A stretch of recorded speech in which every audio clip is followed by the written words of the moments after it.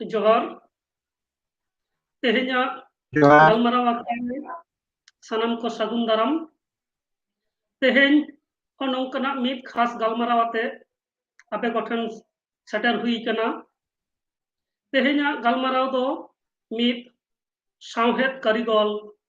मानतान रबिलाल टुडू सावते हुईबा सानताड़ी सावहेद रिया नागाम जदि बोन नेला नोडे जहां तिना अनलिया को निदबिते सावहेद को चर्चा अगू कदा सानताड़ी पारसी लहासे लहा इदी लगी को कमी कदा सानताड़ी सावहेद रिया बागान को पेरेज पुरोन कदा और पारसी आंदोलन रेको सेलेद अकना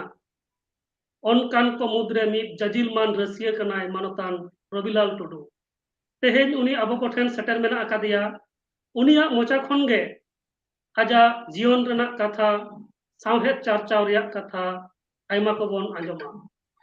गंके मा जोहार गे हाँ जोहार ओना सावते तेहेñा नोआ गलमाराव आखड़ा रे सेटर मेना अकादिया मानतान राजेन सरन गंके उनी दो इतिहास रेन प्रोफेसर कनाय असिस्टेंट प्रोफेसर दुखुलाल निबारण चंद्र कॉलेज जंगीपुर मुर्शिदाबाद रेन उनी हो नोआ गलमाराव आखड़ा रे सेटर मेना अकादिया और उनी हो गंके ठेन कुकली कोय दोहया साया दिसुदिस सदराय तो तेहेñा जहां गलमाराव ओना गलमाराव बोन एहबा और पहिलो रेगे सानाम कोन बड़ाई चो बोना जे मानतान रबिलाल टुडू गंके दो सानताड़ी सावहेद चर्चा खातिर नेस 2022 साल रे पश्चिम बांगला सरकार पाहटा खन बंगभूषण शिरोपा होय हामेट अकादा ओना साव सावते मानतान गंके दो 2014 साल रे कवि शारदा प्रसाद किस्कू उनुइहर शिल्प और 2015 साल रे साहित्य अकादमी खुना हो मन सिरपै हामेट अकादा तो तेहेñा जहां गलमाराव ओना बोन एहबा और ओना सावते मानतान रबिलाल टुडू दो उनिया जन्म दो 21 डिसेम्बर 2021 डिसेम्बर 1949 साहित रे हुई कना और नितो सेटर कनाय मानतान रबिलाल टुडू उनी ठन गे नितो नेहरिन दोहयदा जे आजा जहां अतु दिसम ओका कना ओना बाबतते आजा ठौका सहित आजा अतु दिसम बाबतते से आजा सिखनत ओका लगा कते एहब लेना ओना बाबतते आजा कथाय लय आंजम बना अच्छा इन दो निये घड़ी पूर्व बर्धमान जिला रेना कालना थाना अंडार बादला अंचल और बादला 2 नम्बर ब्लॉक बादला दो बांग कालना 2 नम्बर ब्लॉक बादला अंचल नोआड़ा अतो को मेता कना नोआड़ा आदो पहिलो सिना सेचेद दो प्राइमरी एडुकेशन दो आतो रेना गे स्कूल कना नोआड़ा गोवाड़ा जूनियर बेसिक स्कूल नोडे खन गे क्लास 4 पास काते जुदी बा नोआ स्कूल दो क्लास 5 धबी कना मेनकान इन दो क्लास 4 धबी पढ़ाव काते क्लास 4 पास तायम बादला हाई स्कूल नोआ आले बादला अंचल रेगे बादला हाई स्कूल रिन भर्तीना दो ओंडे खन एचएस इन पास किदा 1969 रे उन्दो एचएस दो 11 क्लास रेना ताहे कना ओंडे पास उडुक काते कालना कॉलेज रे साइंस गे इया सब्जेक्ट दो ताहे कना साइंस आते इन भर्तीना आदो एचएस रे साइंस ना रिजल्ट उना बेस दो बांग ताहे कान होतेते तो ऑनर्स को दो बान्याम लेदा पास कोर्स रेगिन पढ़ावेना आदो कॉलेज रे पढ़ा तेगे छात्र आंदोलन को समाज सुसार को कटिज कटिज दो कमी दो एहब होइना आदो 2000 बांग 1973 साल रे बीएससी पास करते बीएससी परीक्षा एम करते गे एजी वेस्ट बेंगल तामने accountant general West Bengal audit office काना ओंडे इन एलडी लिकातेन बोलोयना एलडी क्लार्क कान उनो रिजल्ट अवरी ओडोको तो अदो एचएस रेना रिजल्ट अतेक गे एलडी क्लार्क हिसाबते एजी वेस्ट बेंगल रिन चक्रिन बोलोयना अदो रिजल्ट उंडोक तायम हो ओंडेगिन ताहेना अदो ग्रेजुएशन रेना रिजल्ट उडोकेन खान उन्दो आरो इटा इटा बेटर चक्री कुन सिंद्रायत ताहे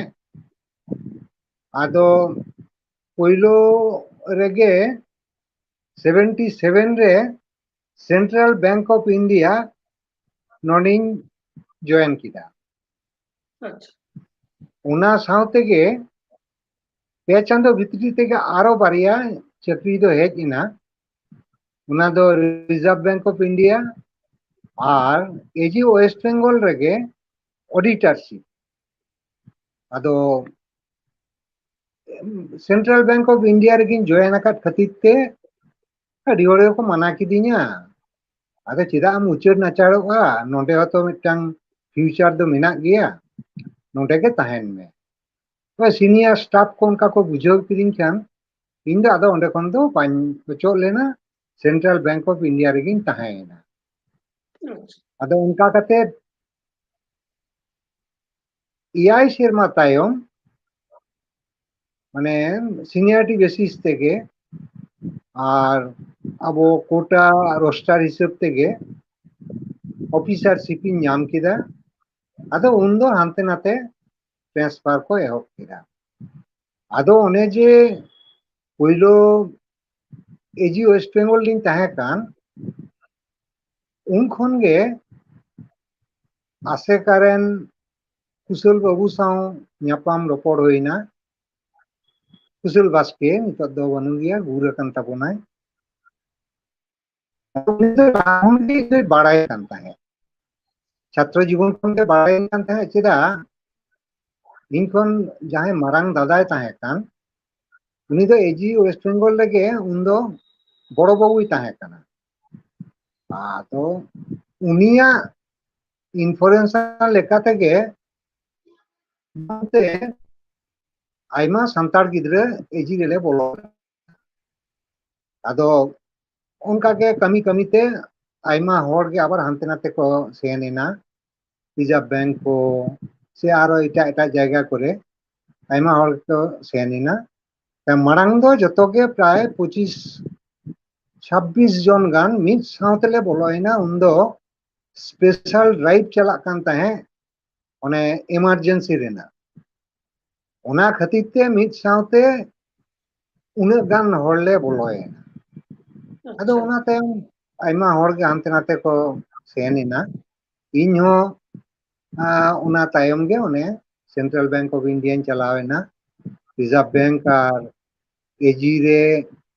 ऑडिटर नाम कते रो आदो बाइन रुवार लेना ओंडे गिन ताहेना ओंडे एजी रे ताहेन ऑक्टो गे कुशल बाबू तको सा न्यापाम रपड़ गलमाराव को और मिटटांग बिल्डिंग रेगे कुशल बाबू तो इन ताहे काना पोद्दार कोर्ट को मितागा ओंडे गे बना होड़ लिन ताहे काना आदो डिपार्टमेंट तो भिना रे हो आदो न्यापाम दो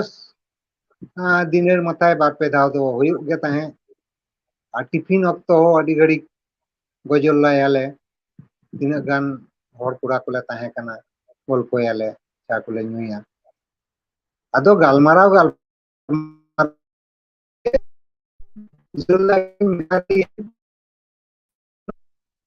बिरसा मुंडा जीवनी इदी काते दो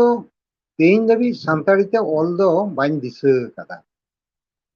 तो सिदु कानू चितान रहो ऑलिंग दिशा कदा से एटा एटा हिस्ट्री रेना जहां पार्ट कान ताबोना एटा एटा को नेल अकाद गी तबे बिरसा मुंडा इदी काते तो उन हो उनका ऑल दो मेरे बांग पड़ाव कना आदि मिता दिया जे नोका बिरसा मुंडा जीवनी इदी काते उनका तथ्य ᱧᱟᱢᱚᱜᱼᱟ ᱱᱚᱝᱠᱟᱱ ᱯᱩᱛᱷᱤ ᱠᱚ ᱚᱠᱟᱨᱤᱧ ᱧᱟᱢ ᱫᱟᱲᱮᱭᱟᱜᱼᱟ ᱟᱫᱚ ᱢᱮᱛᱟᱫᱤᱧᱟᱹ ᱱᱚᱣᱟ ᱠᱟᱛᱷᱟ ᱛᱚᱠᱷᱟᱱ ᱫᱮᱞᱟ ᱟᱫᱚ ᱩᱱᱤ ᱫᱚ ᱥᱟᱵ ᱤᱫᱤ ᱠᱮᱫᱤᱧᱟᱭ ᱱᱮᱥᱱᱟᱞ ᱞᱟᱭᱵᱨᱮᱨᱤ ᱚᱸᱰᱮ नवीन मांडी मेंते उनी हो आसेकारेन मारे कर्मी ताहे कनाय तो ऑंडे काते तो मिदटांग आर्टिंग पुथी को होय जते नाम उडुक कदिया अतो बारिया पुथी गिन कंसल्ट लिदे उना दो life and times of Birsa भगवान और मिदटांग दो कना हैंगिंग स्टॉर्म होय नोंकाना चेचो बानार के सुरेश सिंह ऑल ताहे कना अदो निया बारिया के कंसल्ट लिदेन पे हफ्ता गान पुन हफ्ता गान प्राय उना कंसल्ट कते जहां नोट कुन तैयार किदा उना बेस कते गे पहिलो उतर नोआ बीर बिरसा ऑलग दिन एहब किदा अदो इन दिन उइहुर किदा जे आबो आदिवासी संतार को विशेष कते ऑल पढ़ाव को उना दो उन जगह दो बनु आसे अदो निंकन हर को जहाना के जुदी ऑला उना दो हो को पढ़ाव किया और उनाना सिविल सरम हो ओको बुझ किया अदो इन दिन उइहर किदा जे बांग नोआ दो गायन आकार ते ऑल लेखन गे निंकन हर को ठेन दो सेटेरोआ मेक समारे कहानी को नेला कथा को आंजोमा एक्शन को नेला हाँ उना लेकाते के इन दो पहिलो उतर गायन ऑलग दो एहब किदे बीर बिरसा अदो एकाल उना है गोंके मांग जहां अक्तो रिया है गोंके जहां अक्तो रिया नोआ कोम उइहरदा ओना अक्तो रे दो पालेन अबो संताल रेन उनका ऑलो पढ़ाव होड़ हो उनो तो बांग को ताहे कना ओना बा तेगे कौन गायन गया सेट आम को उना खातिर तेगे इन दो गायन दिन कुसियादा इदिन गायन अच्छा तिकान जहां लेकान हर गे नुगे नेलाय आजोमाय आज मने मने ते उइहराय उनाना रासा कासा को बुझा को आज जुदी हम सब में कहनी के मोल किदा किंबा गाम कहनी मोल किदा उना तो छापा उडोक के कथन छापा उडोक किदाम kan तीन हर को पढ़ावा पढ़ाव हर गे तो उन दो बनु कोआ अदो उना तेगे इन दो गायन दिन कुसियादा और सरी कथा लई लिखान एचएस पास कतत गे दिकु को गायन रे को दिला दिन ताहे अदो बारिया पिया गायन उनको साई कोराव लेदा उन्हें लीजर टाइम रे मुंदो नाते कॉलेज हो अवरिया और फाइनल माने एचएस फाइनल हो होई कना इने ताक रे कोमड़ो कते दिकु क्लब रे दिन अभिनय लेदा अच्छा अदो अभिनय लेखन इन उना नेलते जतो को हाड़ा इना संतार गिद्रे अच्छा बांग्ला ते नुना चेहराय अभिनय दाड़ेया कना उना हो आलको चिलेका उना दो इंडियन के मिटन टीचर उनी दो प्रोफेसर कनाय हां अतु जनी कान गया है अदो उनिया रोल कना उनी मि जखज दो उनाय रोल लेदा सेकेंड अच्छा ईयर दो उनी दो बाय रोल खतिते जोरे मोठे इनको साप किदिया लेदा को अच्छा नोका मिटन रोल रे हर बाको ᱧᱟᱢᱚᱜ कना जतो गे मारे को मिना को मिटन रोल रे नवा हर दरकार आदो को इना नेल बड़ा कदिन गया को और संतार गिद्रे रे हो इना रोड को ये को नवा को तो आंजम बड़ा कर गया हाँ और बांग्ला लिटरेचर से बांग्ला लैंग्वेज चितान रे दखल भागे के ताहे कान तिने स्कूल बिदल रे तो और सरी कथा लई लेखान इन संतार गिद्रे होई कते रे हो क्लास 5 to 11 बांग्लाते चिरे होई संदो बाको दाड़ी अदो अच्छा उना खतिते आर्ट्स रेन टीचर को दो क्लास 9 रे जखन स्ट्रीम बदलो कना उन जोखिज को मिता दिया आम दो आर्ट्स सेन गिद्रे कना चेदा साइंस सेन चला कना साइंस ने रिजल्ट को भागे के ताहे कना उनके हो जतो के बेस के नंबर ताहे कना और नाते आर्ट्स कोरेना हो जतो सब्जेक्ट रे बेस के ताहे कना आदो ने 9 ते जखन स्ट्रीम बदल हुयुक कना उन जोखिज उनका आर्ट्स सेन को दो लेदा को बांग आम दो आर्ट्स रे के ताहेन में और साइंस सेन को दो को लेदा बांग नोरे दो मिटंग जायु फ्यूचर मेना आम दो साइंस हताओ उनका मी रकम दो को रेपे केना आदो इनो लई लेखान दो लोबे पड़े साइंस गिन हताओ केदा मेनखान ओने जे परसी चितान रे दुलर ओना दो उन खन गे एहोबन तिnya आदो ओने जखन देखो क्लब रे मिद सेरमाñ अभिनय केदा भागे को साराव किदिnya दोसार सेरमा आरो अभिनय दिन सेन लेन गिया होहो को होवा दिन ताहे मेनखान तो कथा रपाचा होइना और मिटang सेंटिमेंटल इशू को अगु किदा तो हर गिद्रे उनी दो तिना नोआ को दो बाड़ाया बुझाया हो नोंकाना कथा को उल्टे पाल्टा को रोड किदा तार माने किछुटा को असियरिना इᱧ ओने लहा टा रे बेस ठिकिन इये कदा सरहाव ᱧाम कदा उनागे अडी गोटांग इये को दो बाको जनि को सहाव दाड़िया दा असियरिना को आदो उनको ओनका माने सेंटिमेंटल कथा को मिता दिन खान ᱤᱧ ᱦᱚᱸ ᱟᱹᱲᱤᱥᱤᱱᱟᱹᱧ ᱟᱹᱰᱤ ᱵᱟ ᱤᱧ ᱵᱟᱹᱧ ᱠᱚᱨᱟᱣᱟ ᱟᱫᱚ ᱚᱱᱮ ᱡᱮ ᱚᱸᱰᱮ ᱠᱷᱚᱱᱤᱧ ᱩᱰᱩᱠ ᱦᱮᱡ ᱮᱱᱟ ᱟᱫᱚ ᱤᱧ ᱫᱚ ᱠᱤᱱᱛᱩ ᱪᱮᱞᱮᱧᱡᱤᱝ ᱢᱳᱰ ᱨᱮ ᱢᱤᱫᱴᱟᱝ ᱦᱮᱡ ᱮᱱᱟ ᱮᱠᱟᱞ ᱟᱠᱚ ᱡᱟᱦᱟᱸ ᱯᱩᱛᱷᱤ ᱠᱚ ᱩᱫᱩᱜᱟ ᱤᱧ ᱚᱱᱟᱜᱮ ᱥᱟᱱᱛᱟᱲᱤ ᱛᱤᱧ ᱚᱞ ᱩᱪᱟᱹᱲᱟ ᱟᱨ ᱠᱞᱟᱵ ᱨᱮᱱ ᱦᱚᱸ ᱥᱟᱱᱛᱟᱲ ᱠᱞᱟᱵ ᱦᱮᱸ ᱟᱞᱮ ᱠᱷᱚᱱ ᱫᱚ ᱥᱤᱱᱤᱭᱟᱨ ᱠᱚ ᱠᱟᱱᱟ ᱠᱚ उनको को मिता दिया जे बांग उनको उदू को दरकार कना जे आले होले गान आदो उनको जहां को उदुग किदा उनागे आले आबार संताड़ी ते ऑल उचर कते उनागेले उतुगा उनका कंपटीशन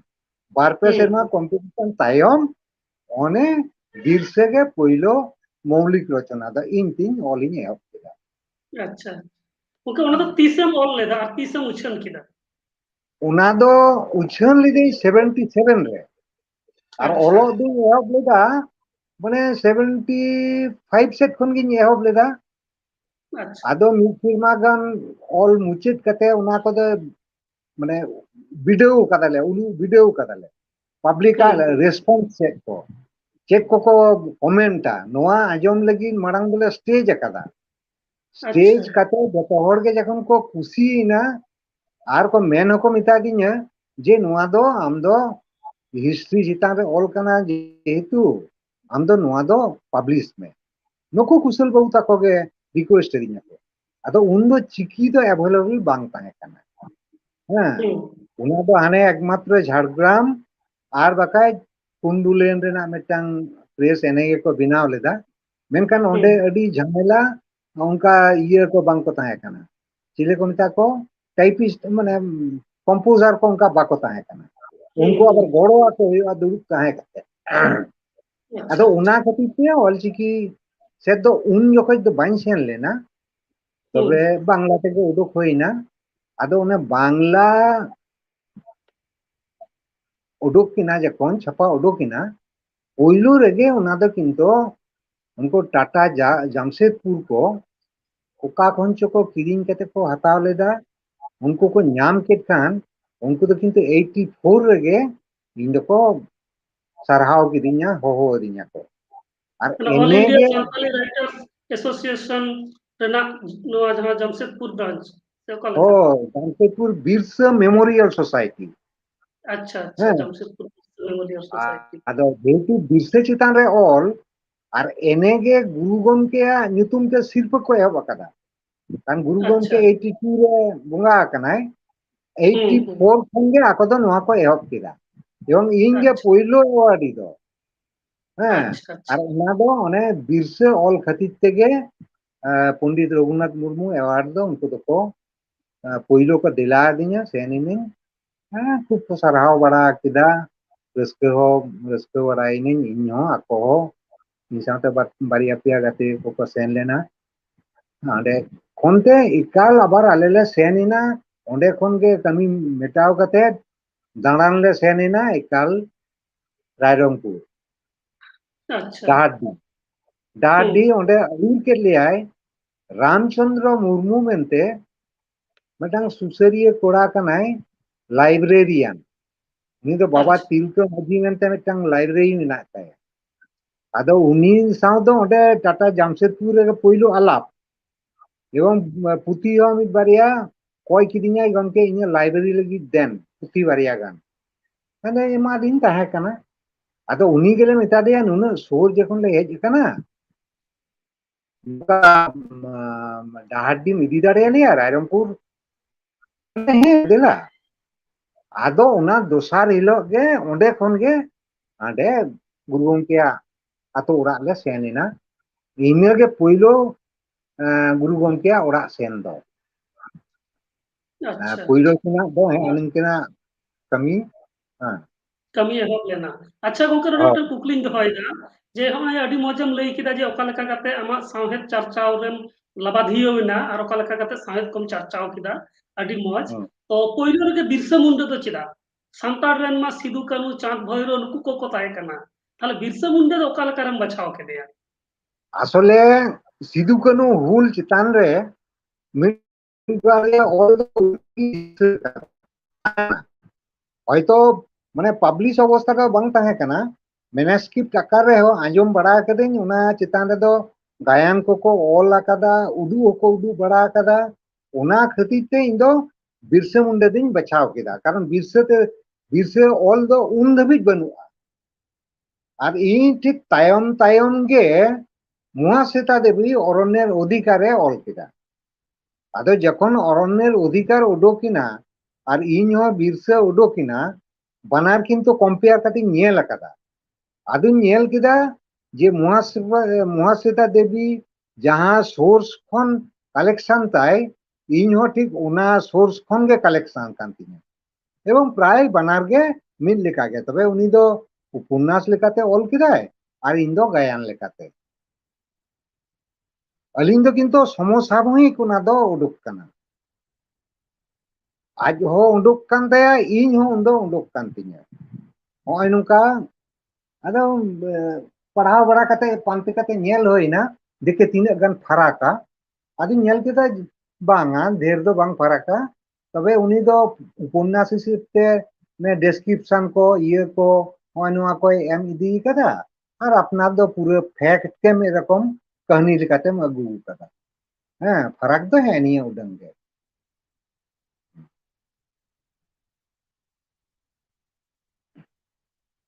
मा आर चेत को लई तबन तो मा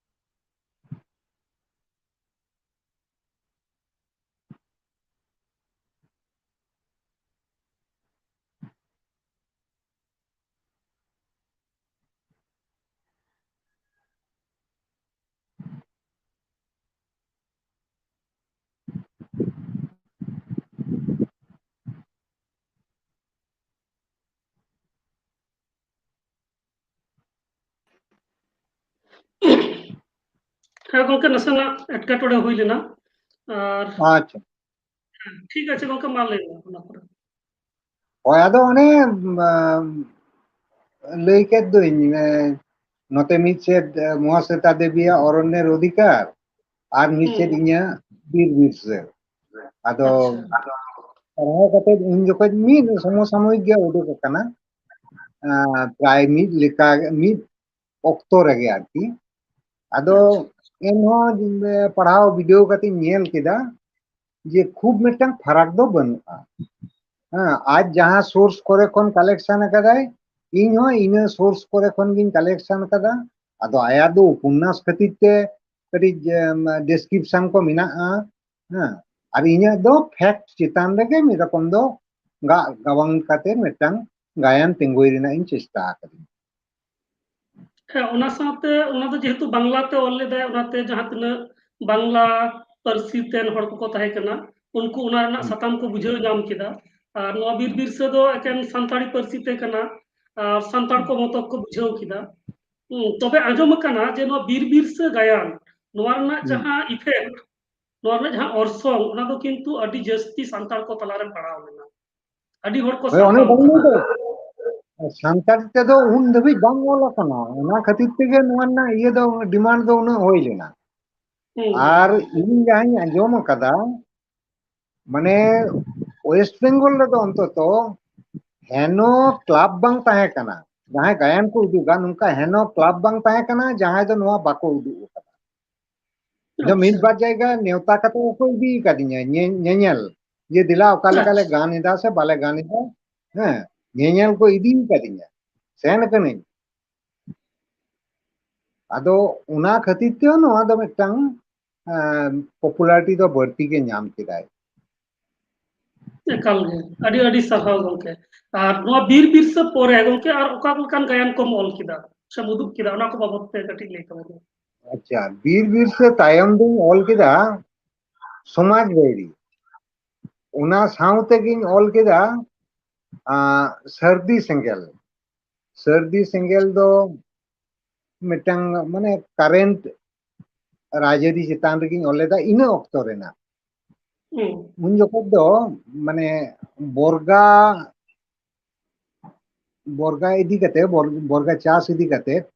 ᱦᱮᱸ ᱟᱹᱰᱤ ᱡᱳᱨ ᱱᱚᱛᱮ ᱜᱳᱞᱢᱟᱞ ᱦᱩᱭᱩᱜ ᱠᱟᱱ ᱛᱟᱦᱮᱸ ᱟᱞᱮ ᱥᱮᱫ ᱫᱚ ᱟᱨᱠᱤ ᱟᱪᱪᱷᱟ ᱟᱹᱰᱤ ᱡᱳᱨ ᱜᱳᱞᱢᱟᱞ ᱪᱟᱞᱟᱜ ᱠᱟᱱ ᱛᱟᱦᱮᱸ ᱟᱨ ᱚᱱᱟ ᱫᱚ ᱮᱠᱵᱟᱨᱮ ᱯᱩᱨᱟᱹᱯᱩᱨᱤ ᱨᱟᱡᱽᱱᱤᱛᱤ ᱨᱮ ᱥᱮᱴᱮᱨᱮᱱᱟ ᱟᱫᱚ ᱱᱩᱱᱟᱹᱜ ᱵᱟᱹᱲᱛᱤ ᱢᱟᱱᱮ ᱢᱟᱨ ᱫᱟᱝᱜᱟ ᱠᱚ ᱦᱩᱭᱩᱜ ᱠᱟᱱ ᱛᱟᱦᱮᱸ ᱛᱟᱨᱢᱟᱱᱮ ᱱᱩᱠᱩ ᱞᱮᱯᱴ ᱯᱷᱨᱚᱱᱴ ko ᱵᱚᱨᱜᱟ ᱪᱟᱹᱥᱤ ko রাইট ko ᱮᱢᱟ ᱠᱚ ᱠᱟᱱᱟ ᱢᱟᱱᱮ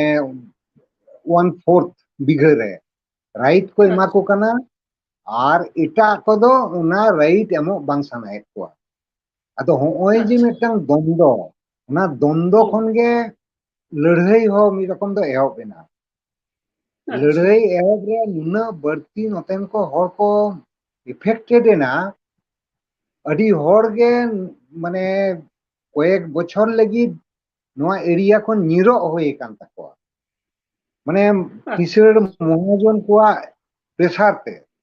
उनको मा राइट एमो तो बांग सानायत कोआ और नुको जहां को भाग ते को चास ताहे नुको मा माने लेफ्ट फ्रंट दो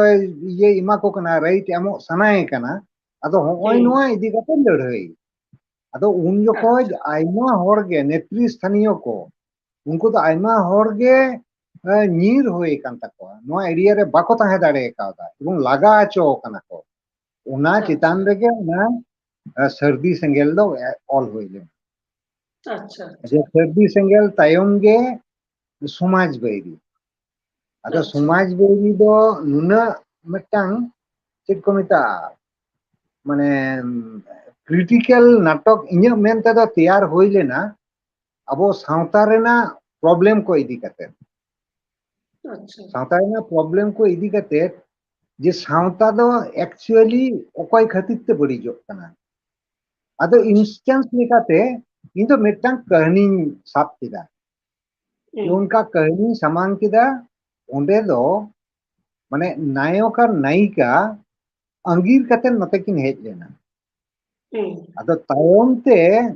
ᱵᱟᱱᱟᱨ ᱜᱮ ᱯᱟᱹᱴᱷᱩᱣᱟᱹ ᱠᱟᱱᱟ ᱠᱤᱱ ᱟᱪᱪᱷᱟ ᱛᱟᱭᱚᱢ ᱛᱮ ᱪᱤᱠᱟᱹᱭᱟᱠᱚ कुड़ी उड़ा हो कोड़ा उड़ा को सेंद्रायत किना उका रेकिन चलावेना चिकैना किन बांकिन चिकैना अदो बड़ाय दको बड़ाय किदा नुकिन दुकिन अंगीर कना अपंगीर कना ᱟᱫᱚ ᱛᱟᱦᱞᱮ ᱫᱮ ᱟᱪᱪᱷᱟ ᱥᱮᱸᱫᱽᱨᱟ ᱠᱤᱱ ᱢᱟ ᱯᱟᱸᱡᱟᱭᱮᱱᱟ ᱚᱠᱟᱨᱮ ᱢᱮᱱᱟᱜ ᱠᱤᱱᱟ ᱚᱠᱟᱨᱮ ᱢᱮᱱᱟᱜ ᱠᱤᱱᱟ ᱟᱫᱚ ᱟᱹᱰᱤ ᱡᱮᱞᱮᱧᱚᱜᱼᱟ ᱠᱤᱱᱛᱩ ᱤᱱᱴᱟᱨᱵᱷᱤᱭᱩ ᱟᱹᱰि ᱡᱮᱞᱮᱧᱚᱜᱼᱟ ᱟᱪᱪᱷᱟ ᱦᱮᱸ ᱴᱷᱤᱠᱟᱹᱱ ᱱᱚᱣᱟ ᱜᱮᱭᱟ ᱠᱚ ᱚᱥᱩᱵᱤᱫᱷᱟ ᱠᱟᱹᱦᱱᱤ ᱵᱟᱹᱱᱩᱜᱼᱟ ᱢᱟ ᱞᱟᱹᱭ ᱛᱟᱵᱚᱱ ᱵᱮᱱ ᱦᱳᱭ ᱱᱚᱣᱟ ᱠᱚ ᱠᱟᱹᱦᱱᱤ ᱞᱟᱹᱭ ᱢᱟᱱᱮ ᱟᱹᱰᱤ ᱡᱮᱞᱮᱧᱚᱜᱼᱟ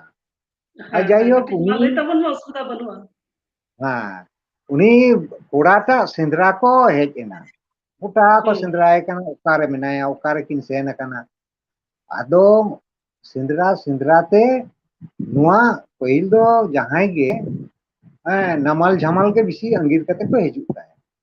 ᱦᱩᱸ ᱟᱫᱚ ᱩᱱᱠᱤᱱ ᱦᱚᱸ ᱚᱱᱟ ᱛᱮᱜᱮ ᱚᱱᱠᱟᱱᱟᱜ ᱢᱟᱱᱮ ᱥᱤᱪᱩᱭᱮᱥᱚᱱ ᱛᱮᱭᱟᱨ ᱦᱩᱭᱱᱟ ᱱᱚᱛᱮ ᱜᱮ ᱟᱸᱜᱤᱨ ᱠᱟᱛᱮ ᱫᱚᱠᱤᱱ ᱦᱮᱡ ᱞᱮᱱᱟ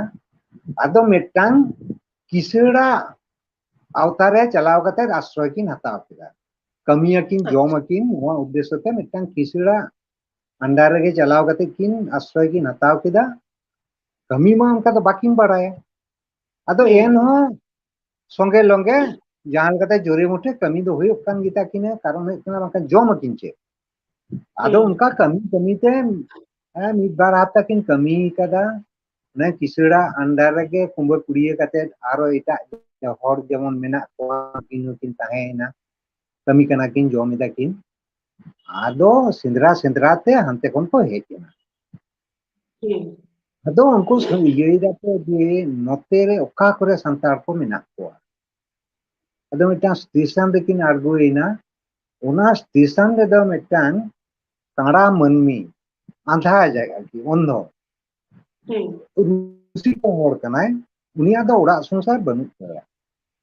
ᱩᱱᱤ ᱫᱚ ᱟᱪᱪᱷᱟ ᱚᱱᱠᱟᱜᱮ ᱥᱤᱧ ᱵᱷᱳᱨᱮ ᱫᱟᱬᱟᱱᱟ ᱠᱚᱭ ᱵᱟᱲᱟᱭᱟᱭ ᱟᱨ ᱥᱤᱸᱜᱟᱹᱲ ᱦᱩᱸ ᱵᱮᱲᱟ ᱟᱹᱭᱩᱵ ᱧᱤᱫᱟᱹ ᱫᱚ ᱚᱱᱟ ᱥᱴᱮᱥᱚᱱ ᱨᱮ ᱰᱮᱨᱟ ᱛᱟᱭ ᱟᱫᱚ ᱦᱩᱸ ᱵᱷᱳᱨ ᱧᱤᱫᱟᱹ ᱛᱮᱠᱚ ᱟᱬᱜᱳ ᱠᱟᱱᱛᱮ ᱦᱮᱸ ᱚᱱᱠᱟ ᱟᱠᱚ ᱵᱷᱤᱛᱨᱤ ᱨᱮᱠᱚ ᱟᱯᱟᱡ ᱠᱟᱱᱟ ᱩᱱᱤ ᱫᱚ ᱨᱩᱥᱤᱠᱟ ᱩᱱᱤ ᱟᱸधा ᱦᱚᱲ ᱫᱚ ᱩᱱᱤ ᱫᱚ ᱠᱤᱱᱛᱩᱭ ᱟᱸᱡᱚᱢᱮᱫ ᱠᱚᱣᱟ ᱟᱫᱚ ᱠᱚ ᱞᱟᱹᱭᱫᱟ ᱦᱩᱸ ᱟᱡᱜᱮ ᱠᱩᱞᱤᱭᱮᱫ ᱠᱚᱣᱟ ᱡᱮ ᱚᱠᱟ ᱛᱮᱯᱮ ᱩᱰᱩᱠ ᱠᱟᱱᱟ ᱟᱫᱚ ᱞᱟᱹᱭᱫᱟᱭ ᱵᱟᱹᱵᱩ ᱪᱮᱫ ᱞᱮ ᱞᱟᱹᱭᱟ ᱱᱚᱝᱠᱟ ᱵᱟᱨᱭᱟ ᱰᱤᱸᱜᱤ ᱰᱟᱺᱜᱩᱣᱟᱹ ᱜᱤᱫᱽᱨᱟᱹ ᱚᱞᱚᱜ ᱜᱤᱫᱽᱨᱟᱹ ᱱᱚᱝᱠᱟ ᱠᱤᱱ ᱧᱤᱨ ᱟᱠᱟᱱᱟ ᱩᱱᱠᱤᱱ ᱥᱮᱸᱫᱽᱨᱟ ᱞᱮ ᱩᱰᱩᱠ ᱠᱟᱱᱟ ᱟᱫᱚ ᱚᱠᱟ ᱠᱷᱚᱱ ᱯᱮ ᱦᱤᱡᱩᱜ ᱠᱟᱱᱟ ᱟᱫᱚ ᱠᱤᱱ ᱞᱟᱹᱭ ᱠᱮᱫᱟ ᱟᱹᱛᱩ ᱫᱤᱥᱚᱢ ᱟᱫᱚ ᱠᱤᱱ ᱞᱟᱹᱭᱫᱟ ᱟᱢ ᱠᱤ ᱩᱱᱠᱤᱱᱟᱜ ᱡᱟᱦᱟᱱᱟᱜ ᱦᱩᱫᱤᱥᱮᱢ ᱞᱟᱹᱭ ᱫᱟᱲᱮᱭᱟᱜᱼᱟ ᱟᱫᱚ ᱦᱩᱫᱤᱥ ᱢᱟᱱᱮ ᱟᱫᱚ ᱠᱤᱪᱷᱩᱴᱟ ᱛᱚ ᱦᱤᱱᱥ ᱮ ᱮᱢᱟᱫ ᱠᱤᱱᱟᱹ ᱮᱢᱟᱫ ᱠᱚᱣᱟᱭ ᱦᱩᱸ ᱡᱮ ᱦᱩᱸ ᱱᱚᱰᱮ ᱠᱤᱱᱛᱩ ᱟᱱᱠᱷᱟ ᱵᱟᱨᱭᱟ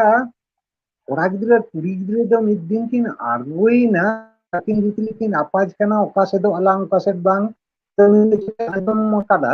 ᱟᱫᱚ ᱚᱱᱟ ᱠᱚ ᱜᱚᱞᱯᱷᱚ ᱟᱫ ᱠᱚᱣᱟ ᱟᱫᱚ ᱠᱚ ᱞᱟᱹᱭᱫᱟ ᱚᱠᱟ ᱥᱮᱫ ᱨᱮ ᱛᱟᱦᱞᱮ ᱢᱮᱱᱟᱜ ᱠᱤᱱᱟ ᱞᱟᱹᱭ ᱫᱟᱲᱮᱭᱟᱜ ᱟᱢ ᱟᱫᱚ ᱞᱟᱹᱭᱫᱟᱭ ᱱᱚᱛᱮ ᱫᱚᱠᱷᱤᱱ ᱥᱮᱫ ᱯᱟᱥᱮᱡ ᱠᱤᱱ ᱥᱮᱱ ᱟᱠᱟᱱᱟ ᱱᱚᱣᱟ ᱥᱴᱮᱥᱚᱱ ᱠᱷᱚᱱ ᱟᱪᱪᱷᱟ ᱫᱚᱠᱷᱤᱱ ᱯᱟᱦᱴᱟ ᱡᱟᱹᱱᱤᱡ ᱠᱤᱱ ᱥᱮᱱ ᱟᱠᱟᱱᱟ ᱟᱫᱚ ᱚᱱᱠᱟ ᱦᱩᱸ ᱤᱱᱰᱤᱠᱮᱥᱚᱱᱮ ᱮᱢᱟᱫ ᱠᱚ ᱠᱷᱟᱱ ᱩᱱᱠᱩ ᱫᱚ ᱠᱤᱱᱛᱩ ᱠᱩᱞᱤ ᱠᱩᱞᱤᱛᱮ ᱧᱟᱢ ᱫᱚ ᱡᱟᱦᱟᱸ ᱞᱮᱠᱟ ᱛᱮᱜᱮ ᱠᱚ ᱩᱱᱠᱤᱱᱟᱜ ᱥᱚᱱᱫᱷᱟᱱ ᱫᱚᱠᱚ ᱧᱟᱢ ᱠᱮᱫᱟ ᱟᱫᱚ ᱩᱱᱤ ᱠᱚᱲᱟ ᱫᱚ ᱦᱩᱸ ᱠᱤᱱᱛᱩ ᱟᱹᱰᱤ ᱨᱚᱠᱚᱢ ᱪᱷᱚᱞ ᱪᱟᱹᱛᱩᱨᱤ ᱠᱟᱛᱮ ᱩᱱᱤ ᱠᱩᱲᱤ ᱜᱤᱫᱽᱨᱟᱹ ᱵᱩᱡᱷᱟᱹᱣ ᱠᱟᱛᱮ ᱤᱭᱟᱹ ᱠᱟᱛᱮ ᱦᱮᱸ ᱩᱱᱤ ᱫᱚᱠᱚ আবার ᱠᱚ ᱤᱫᱤ ᱨᱩᱣᱟᱹᱲᱮᱭᱟ ᱱᱚᱝᱠᱟ ᱠᱚ ᱤᱫᱤ ᱨᱩᱣᱟᱹᱲᱮᱭᱟ ᱡᱮ ᱟᱢ ᱟᱭᱳ ᱟᱹᱰᱤ ᱛᱮᱫ ᱮ ᱞᱚᱦᱚᱡᱟᱹᱨᱤ ᱠᱟᱱᱟ ᱫᱮᱞᱟ ᱦᱤᱡᱩᱜ ᱢᱮ ᱦᱩᱸ ᱟᱨᱚ ᱵᱚᱨᱚᱢ ᱨᱩᱣᱟᱹᱲᱟ ᱩᱱᱤ ᱟᱢ ᱥᱟᱶ ᱧᱮᱯᱮᱞᱚᱜ ᱥᱟᱱᱟ ᱠᱟᱫᱮᱭᱟ ᱟᱢ ᱢᱤᱫ ᱫᱚᱢ ᱦᱤᱡᱩᱜ ᱢᱮ ᱫᱮᱞᱟ ᱦᱮᱸ ᱛᱟᱨᱯᱚᱨᱮ ᱟᱨᱦᱚᱸ ᱵᱚᱨᱚᱢ ᱨᱩᱣᱟᱹᱲᱟᱢ ᱵᱟᱞᱮ ᱟᱴᱚᱠ ᱢᱮᱭᱟ ᱚᱱᱠᱟ ᱠᱟᱛᱮ ᱟᱪᱪᱷᱟ ᱵᱷᱩᱞᱟᱹ ᱵᱷᱩᱞᱤᱛᱮ ᱱᱩᱭ ᱫᱚᱠᱚ ᱤᱫᱤ ᱠᱮᱫᱮᱭᱟ ᱟᱨ ᱠᱩᱲᱤ ᱜᱤᱫᱽᱨᱟᱹ ᱫᱚ ᱠᱤᱱᱛᱩ ᱚᱱᱮ ᱠᱤᱥᱟᱹᱬᱟᱜ ᱦᱤᱨᱞᱟᱹ ᱨᱮᱜᱮ ᱛᱟᱦᱮᱸᱭᱮᱱᱟᱭ ᱟᱨ ᱠᱚ ᱥᱟᱶ ᱦᱤᱨᱞᱟᱹ ᱨᱮᱜᱮ ᱛᱟᱦᱮᱸᱭᱮᱱᱟᱭ ᱟᱫᱚ ᱤᱫᱤ ᱨᱩᱣᱟᱹᱲ ᱠᱟᱛᱮ ᱩᱱᱤ ᱫᱚᱠᱚ ᱪᱤᱠᱟᱹ ᱠᱮᱫᱮᱭᱟ ᱥᱚᱸᱜᱮ ᱛᱮᱠᱚ ᱵᱟᱯᱞᱟ ᱟᱫᱮᱭᱟ ᱟᱪᱪᱷᱟ ᱥᱚᱸᱜᱮ ᱛᱮᱠᱚ ᱵᱟᱯᱞᱟ ᱟᱫᱮᱭᱟ ᱟᱨ ᱱᱩᱭ ᱠᱩᱲᱤ ᱜᱤᱫᱽᱨᱟᱹ ᱦᱚᱸ ᱩᱱ ᱛᱮᱫᱚ ᱠᱤᱥᱟᱹᱬᱟᱜ ᱤᱭᱟᱹᱨᱮ ᱵᱟᱹᱲᱤᱡ ᱱᱚᱡᱚᱨ ᱨᱮ ᱯᱟᱲᱟᱣᱮᱱᱟᱭ ᱱᱩᱭ ᱫᱚ ᱡᱟᱦᱟᱸ ᱞᱮᱠᱟ ᱛᱮᱜᱮ ᱟᱡ ᱵᱮᱠᱛᱤᱜᱚᱛᱚ ᱵᱷᱟᱵ ᱛᱮᱜᱮ ᱫᱚᱦᱚᱭᱮᱭᱟᱭ ᱮᱵᱚᱝ ᱩᱱᱤ ᱟᱛᱮ ᱢᱟᱱᱮ ᱮᱱᱴᱟᱨᱴᱮᱱᱟᱭ ᱦᱚᱸᱜᱼᱚᱭ ᱱᱚᱝᱠᱟ ᱩᱭᱦᱟᱹᱨ ᱟᱛᱮ ᱠᱤᱥᱟᱹᱬ ᱫᱚ ᱪᱤᱠᱟᱹ ᱠᱮᱫᱟ ᱱᱩᱭ ᱠᱩᱲᱤ ᱜᱤᱫᱽᱨᱟᱹ ᱚᱸᱰᱮ ᱠᱷᱚᱱ ᱦᱚᱸᱭ ᱤᱭᱟᱹ ᱠᱮᱫᱮᱭᱟ ᱦᱮᱸ ᱟᱭᱟᱜ ᱚᱱᱠᱟᱱᱟᱜ ᱜᱳᱯᱚᱱ ᱡᱟᱭᱜᱟ ᱨᱮ ᱤᱫᱤ ᱠᱮᱫᱮᱭᱟᱭ ᱟᱹᱛᱠᱤᱨ ᱤᱫᱤ ᱦᱩᱸ ᱠᱮᱫᱮᱭᱟᱭ ᱚᱸᱰᱮ ᱟᱴᱚᱠ ᱫᱚᱦᱚ ᱠᱟᱛᱮ ᱩᱱᱤ ᱪᱮᱛᱟᱱ ᱨᱮ ᱡᱟ ᱠᱤᱪᱷᱩ ᱵᱟᱹᱲᱤᱡ ᱠᱟᱹᱢᱤ ᱠᱚ ᱤᱭᱟᱹ ᱠᱚ ᱱᱚᱣᱟ ᱠᱚ ᱡᱚᱛᱚ ᱢᱮᱱᱠᱷᱟᱱ ᱩᱱᱤ ᱢᱟ ᱫᱤᱥᱚᱢ ᱨᱮ ᱵᱟᱯᱞᱟ ᱟᱫᱮ ᱠᱚ ᱟᱫᱚ ᱯᱟᱸᱡᱟ ᱨᱩᱣᱟᱹᱲ ᱞᱟᱹᱜᱤᱫ ᱢᱤᱫ ᱫᱚᱢ ᱦᱮᱡ ᱫᱚᱭ ᱦᱮᱡ ᱞᱮᱱᱟ ᱢᱮᱱᱠᱷᱟᱱ ᱦᱩᱸ ᱦᱩᱫᱤᱥ ᱫᱚ ᱵᱟᱭ ᱧᱟᱢ ᱫᱟᱲᱮᱭᱟᱜᱼᱟ ᱦᱩᱫᱤᱥ ᱟᱪᱪᱷᱟ ᱵᱟᱭ ᱧᱟᱢ ᱫᱟᱲᱮᱭᱟᱜ ᱠᱷᱟᱱ ᱪᱤᱠᱟᱹᱭᱟᱭ ᱩᱱ ᱛᱮᱜᱮ ᱱᱩᱭ ᱫᱚ ᱯᱩᱞᱤᱥ ᱨᱮ ᱪᱟᱹᱠᱨᱤ ᱧᱟᱢ ᱜᱚᱫ ᱠᱟᱫᱟᱭ ᱯᱩᱞᱤᱥ ᱨᱮ ᱦᱩᱸ ᱪᱟᱹᱠᱨᱤ ᱧᱟᱢ ᱟᱠᱟᱫ ᱠᱟᱱᱟᱭ पुलिस रे मिड सेरमा गाने चाकरी कदा उना तायम उना लाहा रेगे को बपला आकावदिया से इदी तोराया को बपला आकावदिया तो बपला काते उनी दो चाकरी जखन कोलकाता हेज इना पुलिस चाकरी उनी दो कोलकाता खन हफ्ता की हफ्ता नोते दाड़ाने हिजुआ और खोज खबराता ओकारे मेनाया मेनखान हुदिस तो चेद बाय नाम दाड़ेयादा आदो नुई मा आया ड्यूटी उना साथे दिसोम ओड़ा को हेज सेन नोडे नुई दो किंतु बाय नाम दाड़ेयादा मेनखान जखन किन अंगीर ले उन दो किंतु नि कुड़ी गिद्रे दो हमाल हरमय ताहें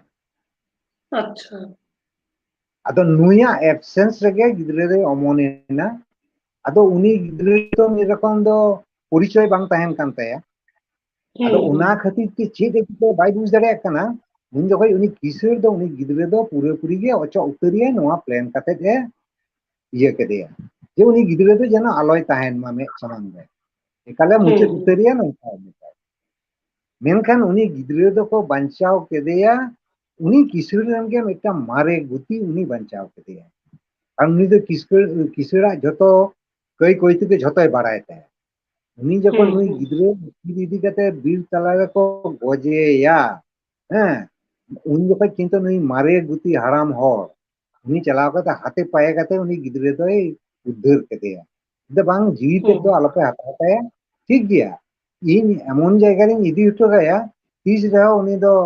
इंगा थो बाय पंजाया आपात थो बाय पंजाया नोंकान जायगा रे इदी हटो गया एनो आलोपे गोजेया अदो हराम ओड़ा कथा नारज बाको गिडी दाड़ेयादा उनी गिद्रे दो मेटांग अनाथ आश्रम रे इदी हटो कादेया उनी गिद्रे अनाथ आश्रम रे हारा कनाय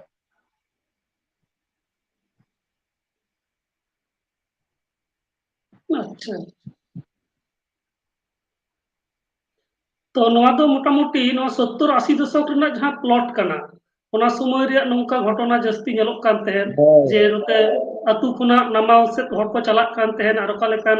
अनाट एटकेटोड़े रको पड़ाक कान तहेन ओना रना गे मेटन जीवित चितर आरकि नो गयम तलाते आदो नोआ दो नुना कंट्रोवर्शियल तैयार लेदा नोआ इदी कते दर्शक को भितरी रे इन माने प्रश्न को दोहो लेदा एवं उना लगी अवार्ड को घोषणा होय लेना जे होय नोआ प्रश्न करना जहां का जवाब पे एम दाड़ेया उनको तो सीट को एम हुआ एवं उना रे जज लगिते महादेव हांसदा गाती हर कानाय जदियो मेनखान उन जखय दो फुल फ्लेज एकदम माने साहेद रेना कमी कना साहेद चर्चा होदाय चर्चा होदाय आदो उनिन दिला दिया रेन दिला आम खाली जाम आम टोटल ये ते कम नेला माने कहानी ते कम नेला उनारे किछु प्रश्न मोरे गोटे प्रश्न दो होय लेना उना पब्लिक तरफ खन उना प्रश्न रेना उत्तर को एम आम तो जस्ट एम नेला अकोया गानो कना अकोया बांग गान लेना उनको भितरी आम बचाव होय तम अदा महादेव बाबू दो अने उन जखय गे इन ठेन दो हेजया एवं आजम बड़ा कथा कमेंट लेदाय और उना नेनेल दो को हेज लेना नुको आकाशवाणी रे नुको स्टाफ को जतो को हेज लेना रावण बास्के तारपरे दुखीराम हांसदा दे आसे करेन तारपरे जुआदार किस्कू नुको को जतो नेनेल को हेज लेना जे उनका जखन तीन साल रे नोम ऑल लेदा नोटा जहां समाज बैरी 80 दिला दिली के होयो ठीक दिसे बनु तिया नुको दो ने संताली वॉइस द किंतु उना साल को ये को कलेक्ट कदा को इन दो उना दिसे बनु तिया अच्छा उनको तो कलेक्ट कदा ने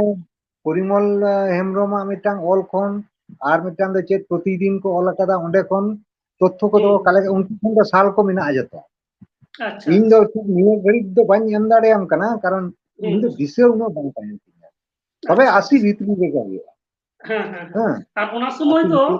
समय दो गंके नो संताली अखड़ा रना जहां रेवाज जे अतु ओड़ा रन हड़ को रेडियो रे संताली अखड़ा को आंजोमा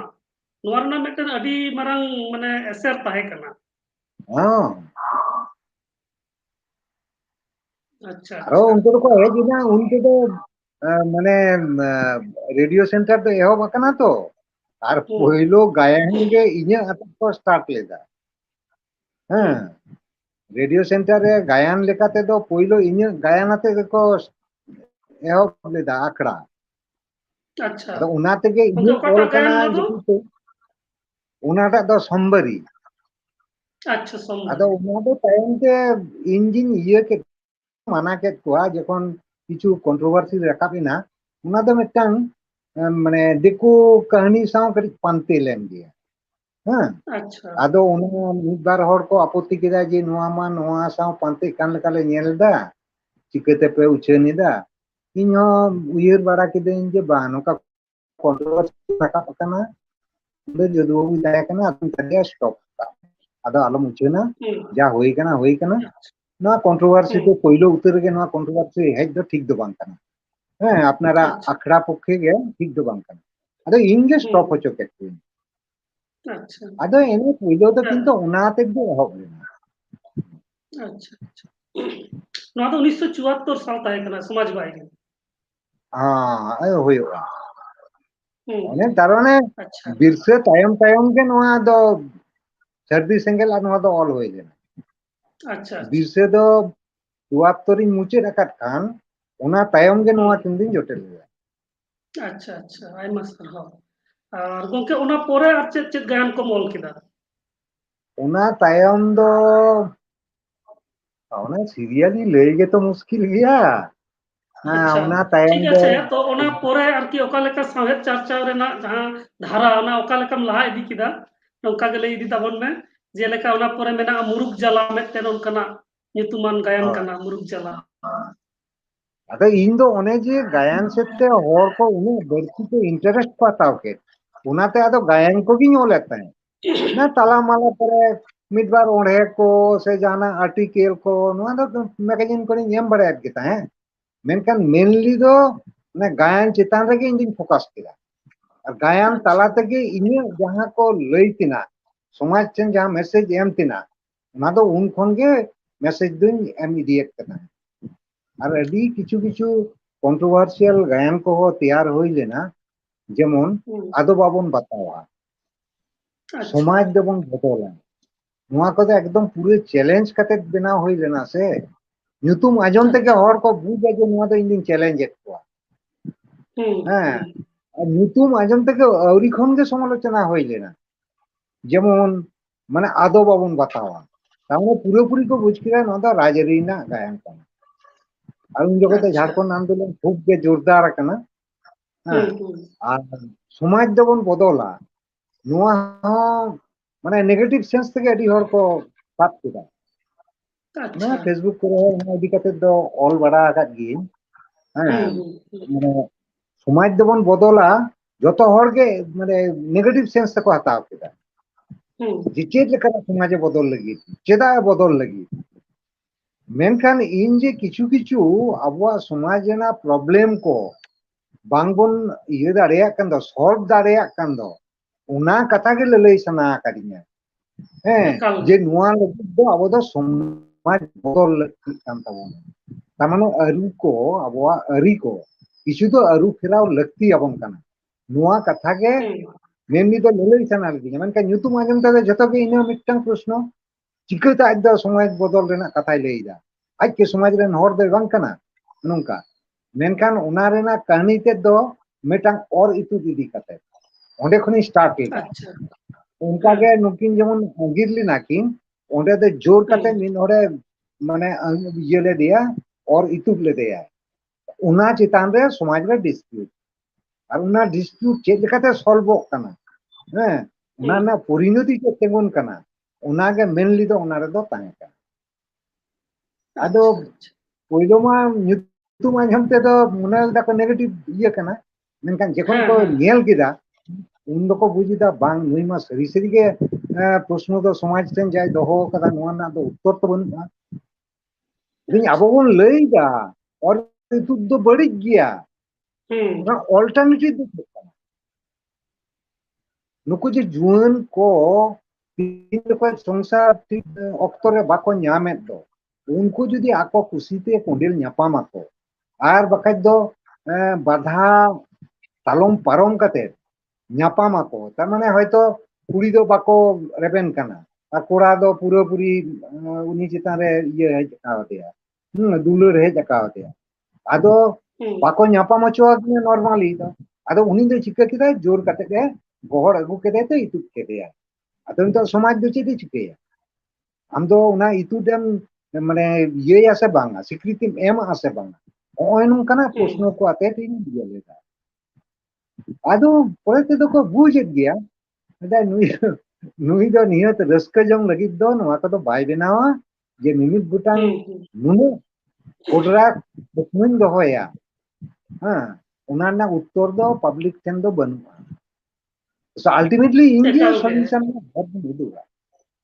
ᱟᱹᱰᱤ ᱦᱚᱲ ᱜᱮ ᱱᱚᱝᱠᱟ ᱯᱨᱚᱥᱱᱚ ᱠᱚ ᱨᱟᱠᱟᱵ ᱜᱤᱰᱤ ᱠᱟᱫᱟ ᱢᱮᱱᱠᱷᱟᱱ ᱤᱧ ᱫᱚ ᱚᱱᱟ ᱨᱮᱱᱟᱜ ᱥᱚᱞᱩᱥᱚᱱ ᱟᱹᱜᱩ ᱟᱠᱚᱣᱟ ᱡᱮ ᱥᱚᱞᱩᱥᱚᱱ ᱫᱚ ᱱᱚᱣᱟ ᱠᱟᱱᱟ ᱛᱚ ᱦᱚᱸᱜᱼᱚᱭ ᱱᱚᱝᱠᱟ ᱠᱟᱛᱮ ᱜᱟᱭᱟᱱ ᱛᱟᱞᱟ ᱛᱮᱜᱮ ᱢᱚᱴᱟᱢᱩᱴᱤ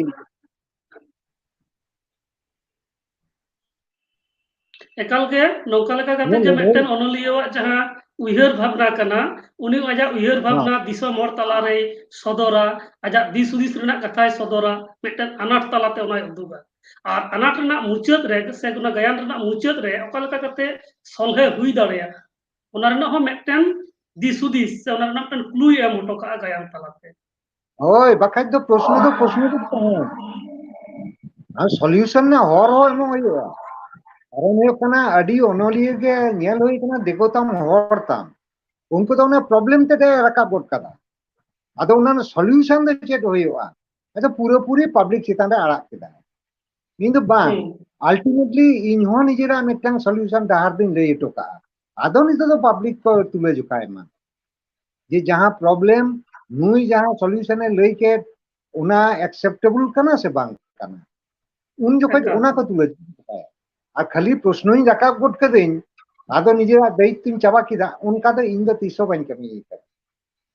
इन दो ना प्रश्न जेमन रकाबा उना ने सॉल्यूशन रेना हर हो मिटन जहां लेकाना इंडिकेशन दो एम टोका जे नोना ये दो हर दो नोआ कना तो होय इनका दो गायन दो इन ठन दो माने रस्के जम जिनिस दो बांग पाए एकाल नोआ दो मिटन गायन तलाते आंदोर के अगु गानो मा नोआ दिसतिन कमी कांता है और उनाते ओकोय साव हो बांग पानते ओकोय साव हो बांग पानते जहां जहां तिना को ओलका इनो तो नेनेलिंग सेन कना आजोम कदेन जतो कदेन मेनकान उनको तो जस्ट बानी दूसरे को कोया से बानी हुडिंग को मेनका उनको तो मैक्सिमम एंटरटेनमेंट चेतान रगे को ताहे कना नुआ बोर्ड रे जहां प्रश्नों को दोहो रेना हिम्मत जतो हड़ा बांग होई कना नेल कदेन मैक्सिमम हरा नेल कदा हां एवं इन चला कने नुआ जते आलो को बड़ाय मा ओको कते रहुन नेल कता को ने इन ताहे लेन कन जी अडी को भरका हां उन दो प्राय इन दो एस्टैब्लिश कने गायन ओनोलिए लिकाते दो आदो नवा ओनोलिए को लगित ते जदी नेनेलिन चला देखे चेक काय ओल कदा बाय ओल कदा आदो उंडे दो किन तो इन दे कल ओको कते होयतिना जे नुए हे सेन का मने गे गायन उदू रे माने इफेक्ट गया जे नुए हे जकना का चेक को चो भूल दोष को ᱧᱟᱢ बोका चेक को चिकया उना दो मिटन उनको भीतर रे माइंड रे इफेक्ट गया उना तो बाñ उदू गो ताहे ओ को कोम दिन चला ताहे नेल बड़ा कते आबार मुचे टेनकन दर किदे अदो बाज जा बुझ तिना उना बुझ अच्छा गोंके मिटन आमा गायन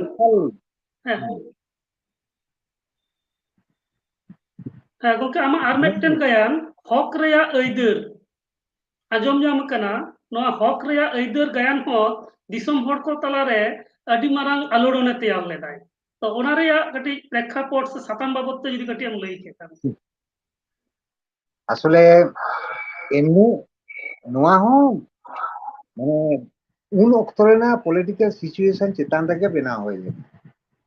অনে বাইনতাম কানা আবরেন অনলিয়ে তো রিস্ক বাকো হাতাওয়া इनखान इन दो रिक्स हताव कते ऑल लेदा और उन जखज दो लई लेखान नुको जहाय माओवादी को कट्टिज दुको ये ᱧᱚᱜ कना ओरी मध्य को लाड़े ᱧᱚᱜ कना इना ताकरे ये उना इशू आते इन ऑलिंग एहब किदा जे नुकुआ एक्टिविटीज दो चेक कना उनको जॉस दो चेक कना चिदा नुका साधारण हड़ को कना कस्ती कना हाँ नुआ दिशा कते के उना दिन ऑल लेदा एवं उना दो निहत कल्पना उतर दो बांग किछु किछु घटना जहां को दो आंजम कना किंबा नेल कना बाडाय कना उनकान घटना कोरेना आहला के उनारे दोहो होई लेना आदो ओंडे ना खान पूरी उनको एक्टिविटीज इदी कते जहां उडंग धारणा ताहे कना उना गायन तला तेगे उना एक्टिविटीज को तो उदुगो कान ताहे और उना दो इने एरिया खातिर ते किंदो रिक्स हताव कते उना दो उदुग एत ताहे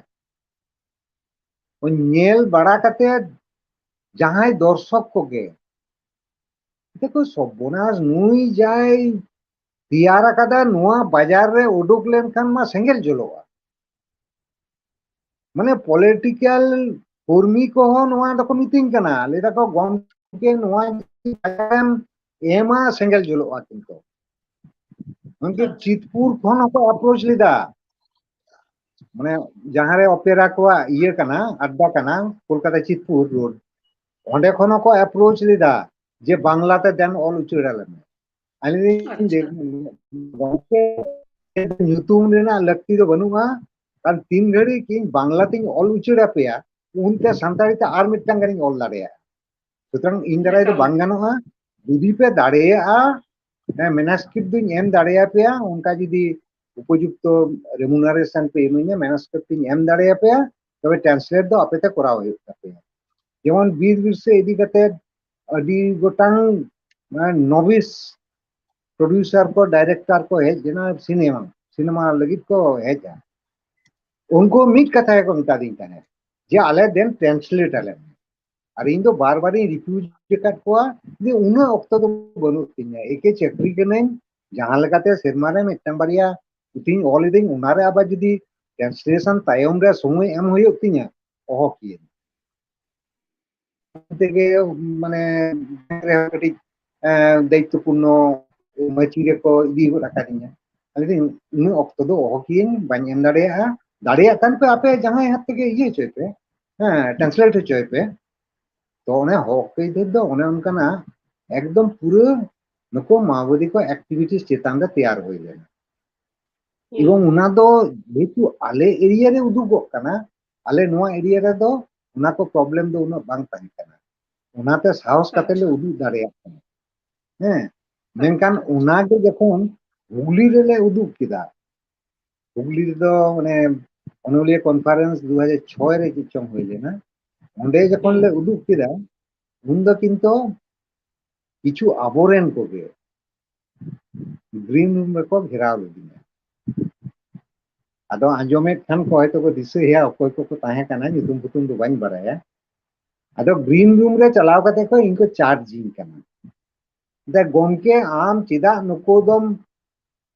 अरेस्ट चोके को आम दो नोडे अडी मरंग भूल किदा आदो चेत इन मेता को जाना मेन माने इन बुझी दे उनको अगेंस्ट रे रोड होय तिnya आ उना रिस्क गिन बुझो दा कारण है कना हुगली दा एकदम पूरे इnya इख्तियार बाहर है कना ओंडे नुका मुचित कते ग्रीन रूम रे इन टिन चलाव कते को ये दा जवाब दिन कना को दा चिदा नुका कते द मुचित चिदा उनको चिता हम साफ अचो के को दिन देखो मिटन कथा बड़ाई का पे अल्टीमेटली चेक होई दाड़े क्राइम से क्रिमिनल को दो अल्टीमेटली पकड़ाव को और बाके सरेंडर होय तको नुआ गे तो अल्टीमेटली रिजल्ट दो इन तो उनागे किंतु अबू कदा अल्टीमेटली उनको दो माने पकड़ाव हचोय ना को मेनकन पकड़ाव कते रो मिटन यदि दोहो लेदा उनारे उनको को पढ़ा माने पकड़ाव के को ठीक गे मेनकन उनको जे को इदियत को हजार हजार हर उनको को गुड बाय करा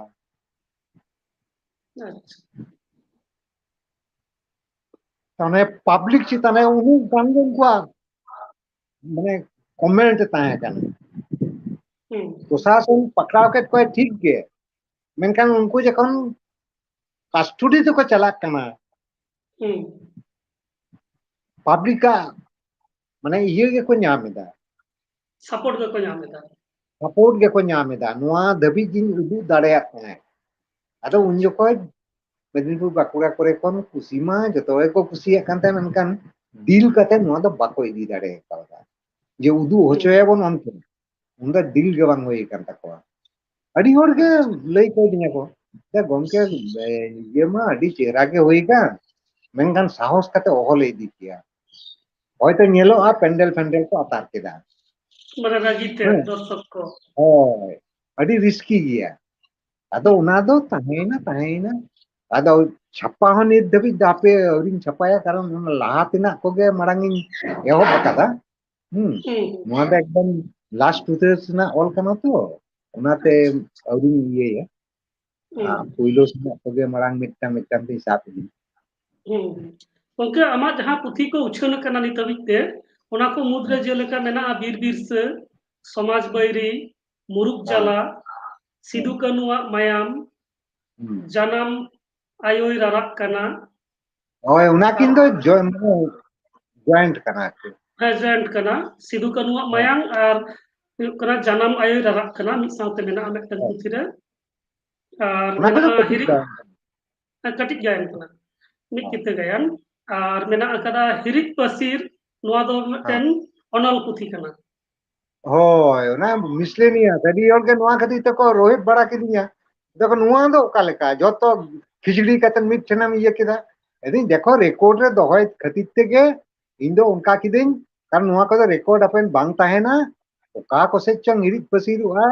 उना तेगे जागे कलेक्शन रे ताहे कन इने ऑल रेना जतो मिट ठेनी अगु किदा आदे कुले तो मसे नोआ दे ची लेका बचावा एदिन बचाव दो बांग हयो तपेया कलेक्शन मिट ठेन ताहेना उनागे मरंग कल इये दो हां अच्छा ओके चेत मेना नोआ हिरिक पसीर नोआ पुथी रे दो किछु इये मेना ओनल मेना कয়েকটি ইয়ে মেনা কাহিনী মেনা কটিক কাহিনী গে আর অনরে को মেনা হয় নঙ্কা মেসা পেশা কাতে আর সমাজ কমি রেনা কিছু ইয়ে को মেনা चेत चेत उन जो कमी बड़ा हुयुक कान ताहे उना रिकॉर्ड रे दोहो का लगी उना कोरेना डिस्क्रिप्शन को किछु मेना ओय नंका कते उना मिटन पुथी को तैयार होई जे अच्छा अच्छा और उना छड़ा मेना जे परसी खातिर और ऑल बिडो ऑनर है तो नोआ परसी खातिर तो गायन कना नते बड़ा ही है अदो नोआ दो मिड बार ओका यूनिवर्सिटी करे तो को हताओ कदा सिलेबस रे बन्ना सिलेबस रो मेना बेस किछु यूनिवर्सिटी रे और नोआ ये दो चेक को मिता ऑल वीडियो ऑनर है तो उना दो चेक लेका इन दो ऑनर है चेतान रे दो उने जेतु ये दो बनुत तिया उना खातिर ते इन जहां उडंग निजे तिन ओला आदो उना तो ओकोय हो बानी उदु दाड़े याकोआ जे ओका लेका गान इना से भांगतान इना बानी उदु दाड़े याकोआ अथच मिद बार दिन ऑल बड़ाई गया जहां तिस करे दो आदो उना कोगे मिठेन कते उना दिन तैयार लेदा आदो उना रेना दो चेत कमेंट एम आंजोमा से चेत के माने ये को आंजोमा क्रिटिसाइज दे चेत आंजोमा बानी बुझ दाड़े याकन आदो उना मिटांगिन छपा लग गया उना दो ऑल वीडियो माने दिते न्य ऑनरे जी ऑल वीडियो करे उना को के जतेन ये लेता मिठेन लेता ठीक आयमा सरहा आर गोंके नो परसी खातिर गायन को लेया जे नोआ दो अडी जायगा रे उदुग लेना एमन चेत पुरुलिया जिला ना नोआ बलरामपुर नोआ टोठा रे नोआ गायन दो उदुग हुई लेना तो नोआ रेना रिएक्शन हो दिसो टेन कोना अडी भागे आंजम कना तो ओना गायन बाबत ते जदी मिद बार कथा हम लई ताबोना असले नोआ दो नोंका होइना डायरेक्ट जुदी इन दो भाषा गे मिटांग गायन रिन ये किदा प्रोपागेट किदा प्रचार किदा उनाना इंटरेस्ट दो उन दो बांग ताहेना भाई माने जहां ते समालोचना रे नको समालोचक को लई दो जे उना दो जनो प्रचार धर्मी मिटांग नाटक इन दो उना अवॉइड लगित तेगे इन दो उना कैरेक्टर को दिन तैयार किदिन परसी दो जनो मिटांग हीरोइन कनाय आर कविनाथ दो मिटंग होयतो कवि कनाय उनी की nyutum आदेया कविनाथ और सुसरिये जहां को उनको उनका के कैरेक्टरिंग बनाव के तकवा अकोय शिल्पी कनाय उनी मिटंग कैरेक्टरिंग बनाव के दिया अकोय रुसिका कनाय उनी मिटंग कैरेक्टरिंग बनाव के दिया नोंका कते मिटंग कहानी की सजाव केदा जहां रेना मीनिंग दो डबल मीनिंग कना नोगे अडी होर उनको तो कुलिंग कांता है जे पर्सी गतिरेम nyutum दो नोआ तायम रे जुक्ति दे चेक दिन देखो नोआ दो डबल मीनिंग काने कना आम जदी पर्सी भाषाम लैया भाषा रेना कथा हो मेना और आम जदी पर्सी मिटंग कैरेक्टरम लैया तो उनी दो माने आया मुचा खन के पर्सी रेना कथा उडुकोआ उनी दो पर्सी लेखा के कैरेक्टर कान ताया एवं उनिया अल्टीमेट चेत दशा होई लेन ताया अब सानताड़ी पर्सी दुलर खातिर ते उनी चेतान रे ओका लेकाना टॉर्चर को होई लेना लास्ट उतर रे चेत ये रे माने सिचुएशन तिंगुइना उना कोगे जतो ये कहानी आकारते ऑल होई लेना आदो नुआ जिनिस इदी कते दो जहां को खूब कट्टर पर्सीपंथी माने भाषापंथी उनको तो किंतु नुआ तो को समालोचना रे तो दुट भाषा रेना कथा उनका कते ते लई चोएदा सोजे सोजे हेका ताते लईया तबे तो इदिन देखो उना तो किंतु मिटा साहित्य तो बांग होई लेना दो गायन दो मिटा साहित्य लेकाते की तो नेहो बकादा ये नुआ तो मिटा नाट्य साहित्य कना ता इन जुदी ओना प्रचार धर्मी स्लोगान धर्मी गायन की ऑल केदा ना साहित्य रेना ये ओना रे दो माज ते बन ताहेना साहित्य रेना अदो जहां उना रसा ते के इन दो बांग तहन कना ओ उना ते बन ताहेना इन दो उना मीटिंग मिचिल रे स्लोगान लेका ये लेका नुआ लिखा होइवा अदो उना ना दो अल्टीमेट रिजल्ट तो खूब मिटा बांग जुतोआ तीन घड़ी को लड़ाई कना उन घड़ी के उना ना ये तो ताहेना मेनखान तायम दाराम दिन धबिज दो उना ना ये दो उना दो मूल्य तो बांग ताहेना अदो जुदी इन कहानी आकार दे एवं साहित्य आकार ते उना जिनिस इन अगु दाड़ेया तो उना ना मूल्य तो ताहेना ये नुआ दिसे कते गे उना दो उना कन बनाव और नुआ खूब गे इफेक्ट लेना खूब गे इफेक्ट अच्छा अडी आयमा सरहाव गंके अडी गान कथा आंजम हुईना आंजम रे तेतांग होनो गे बढ़ती चलक कना तो गायन इदी कते लंग गलमाराव तहना गायन ओका लेका कतेम ऑलम एहप लेदा ओका करम अभिनय कदा से ओना रना जा अनैको जे उदुक कते दर्शक ठन कोना आंजम ये से नेजली कोटन कोना उनको रिएक्शन चेक लेका कना ओना को हो वीडियो कदम और ओका लेका कते उद्गो हम नाम कदा तो नुआ गायन उदु लगी तिकी जहान नंकना माडवा गायन माडवा जे लेका मिटन आंजमक कना जे जियर झरना गायन माडवा पाले खान नोंका लेका नितुम हो ओना दो ओका लेका कते बेनाव लेदा ओना बाबत तो जदी नसना कथाम लैया अच्छा पुइलो उतर रे दो आले दोले एहब लेदा माने पूरी कल्चरल मूवमेंट तैयार लेका तेगे बर्धमान आदिवासी रिक्रिएशन क्लब अच्छा नुआले तैयार लेदा अदो उना तलाते दो अडी लिखाना कल्चरल प्रोग्राम को कल्चरल एक्टिविटीज को ताहे कना अदो जखन बाहरे से गायन रेना कथा मिदबार प्रपोजल को हेजना इनवाइटेशन को आले मा कमर्शियल दो बांग कना आले तो पूरोपी के माने ये शौकीन जहां को था एमेचर प्रदर्शनी लेका है ओय जस्ट वीडियो लेकाते मिल गोटा पुथी ऑल होई हुआ उना वीडियो लेकाते के आले तो मिटंग गायन रेना ग्रुप होले दोहो लेदा जहां तो टोटल बर्धमान आदिवासी रिक्रिएशन लतार रहे आदो जखन बाहरे कोन मिद बारिया कॉल है जेना कॉल शो रेना रिक्वेस्ट है जेना उन दो आदो को लेदा क्लब nyutum ते गायन उदु दो उना गुरुत्व बांग ताहे ना एरेखान नुआ दो गायन साइड ते दो मिटंग उनकाना के ओपेरा टाइप बन nyutum अदो उना तेगे उना जियर झरना नुआ दो गायन लगित तेगे नुआ ग्रुप दो और एंटायर ते दो ताहे कना बर्धमान आदिवासी रिक्रिएशन क्लब अदो परवर्ती काल रे दो ओने बर्धमान आदिवासी रिक्रिएशन क्लब के ये ना दानांगिना ने जियर झरना के मारांगिना तो होय नका जिनिस ते दो होय अच्छा और आलिया एक्टिविटी जो ताहे कना उनका माने प्रत्येक सेरमा मिट्टांग कते मौलिक नाटक वीडियो ऑल उदू उना साथे के दोहय ताहे ले कल्चरल कंपटीशन अच्छा दासाई सारपा होइनो करना कंपटीशन ले दोहय ताहे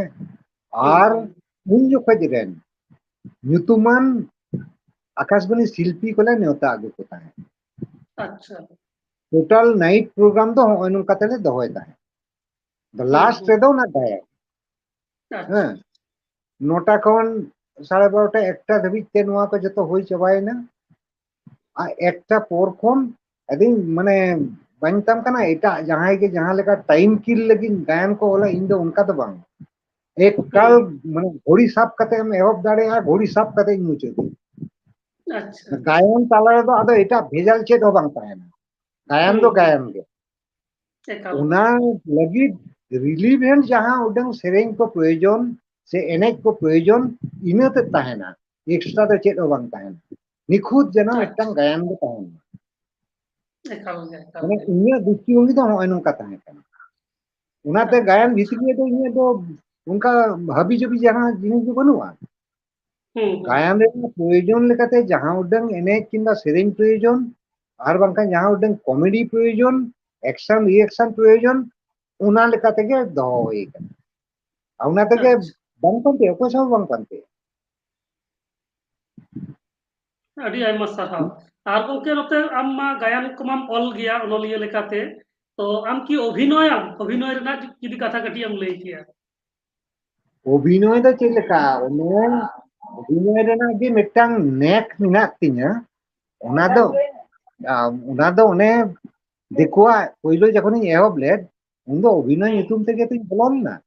ᱦᱟᱛᱟᱣ ᱞᱤᱫᱤᱧᱟ ᱠᱚ ᱟᱫᱚ ᱚᱸᱰᱮ ᱚᱵᱷᱤᱱᱚᱭ ᱪᱮᱛᱟᱱ ᱨᱮ ᱚᱱᱠᱟ ᱥᱟᱨᱦᱟᱣᱤᱧ ᱧᱟᱢ ᱠᱮᱫ ᱠᱷᱟᱱ ᱟᱫᱚ ᱤᱧ ᱡᱚᱠᱷᱚᱱ ᱜᱮ ᱡᱟᱦᱟᱱᱟᱜ ᱜᱟᱭᱟᱱᱤᱧ ᱚᱞ ᱛᱟᱦᱮᱸ ᱚᱸᱰᱮ ᱫᱚ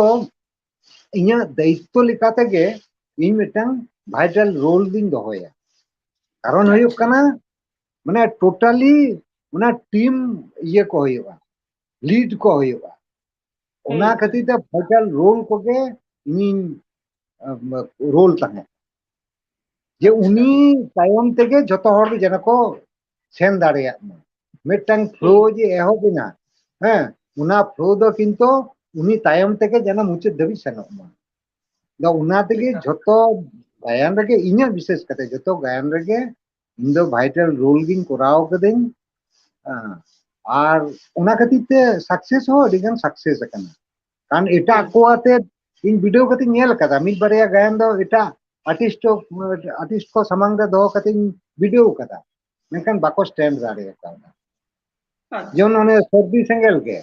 उना दो जूनियर बैच को लगी दिन ऑल लेदा अच्छा मेनकान जूनियर बैच को नेल दिन फ्लॉप हो चुके को बाको ये दाड़े गायन মানে বাকো সাকসেস দাঁড়ায় সিনিয়র को दोसार सेरमा उना के जखन दोसार सेरमा ले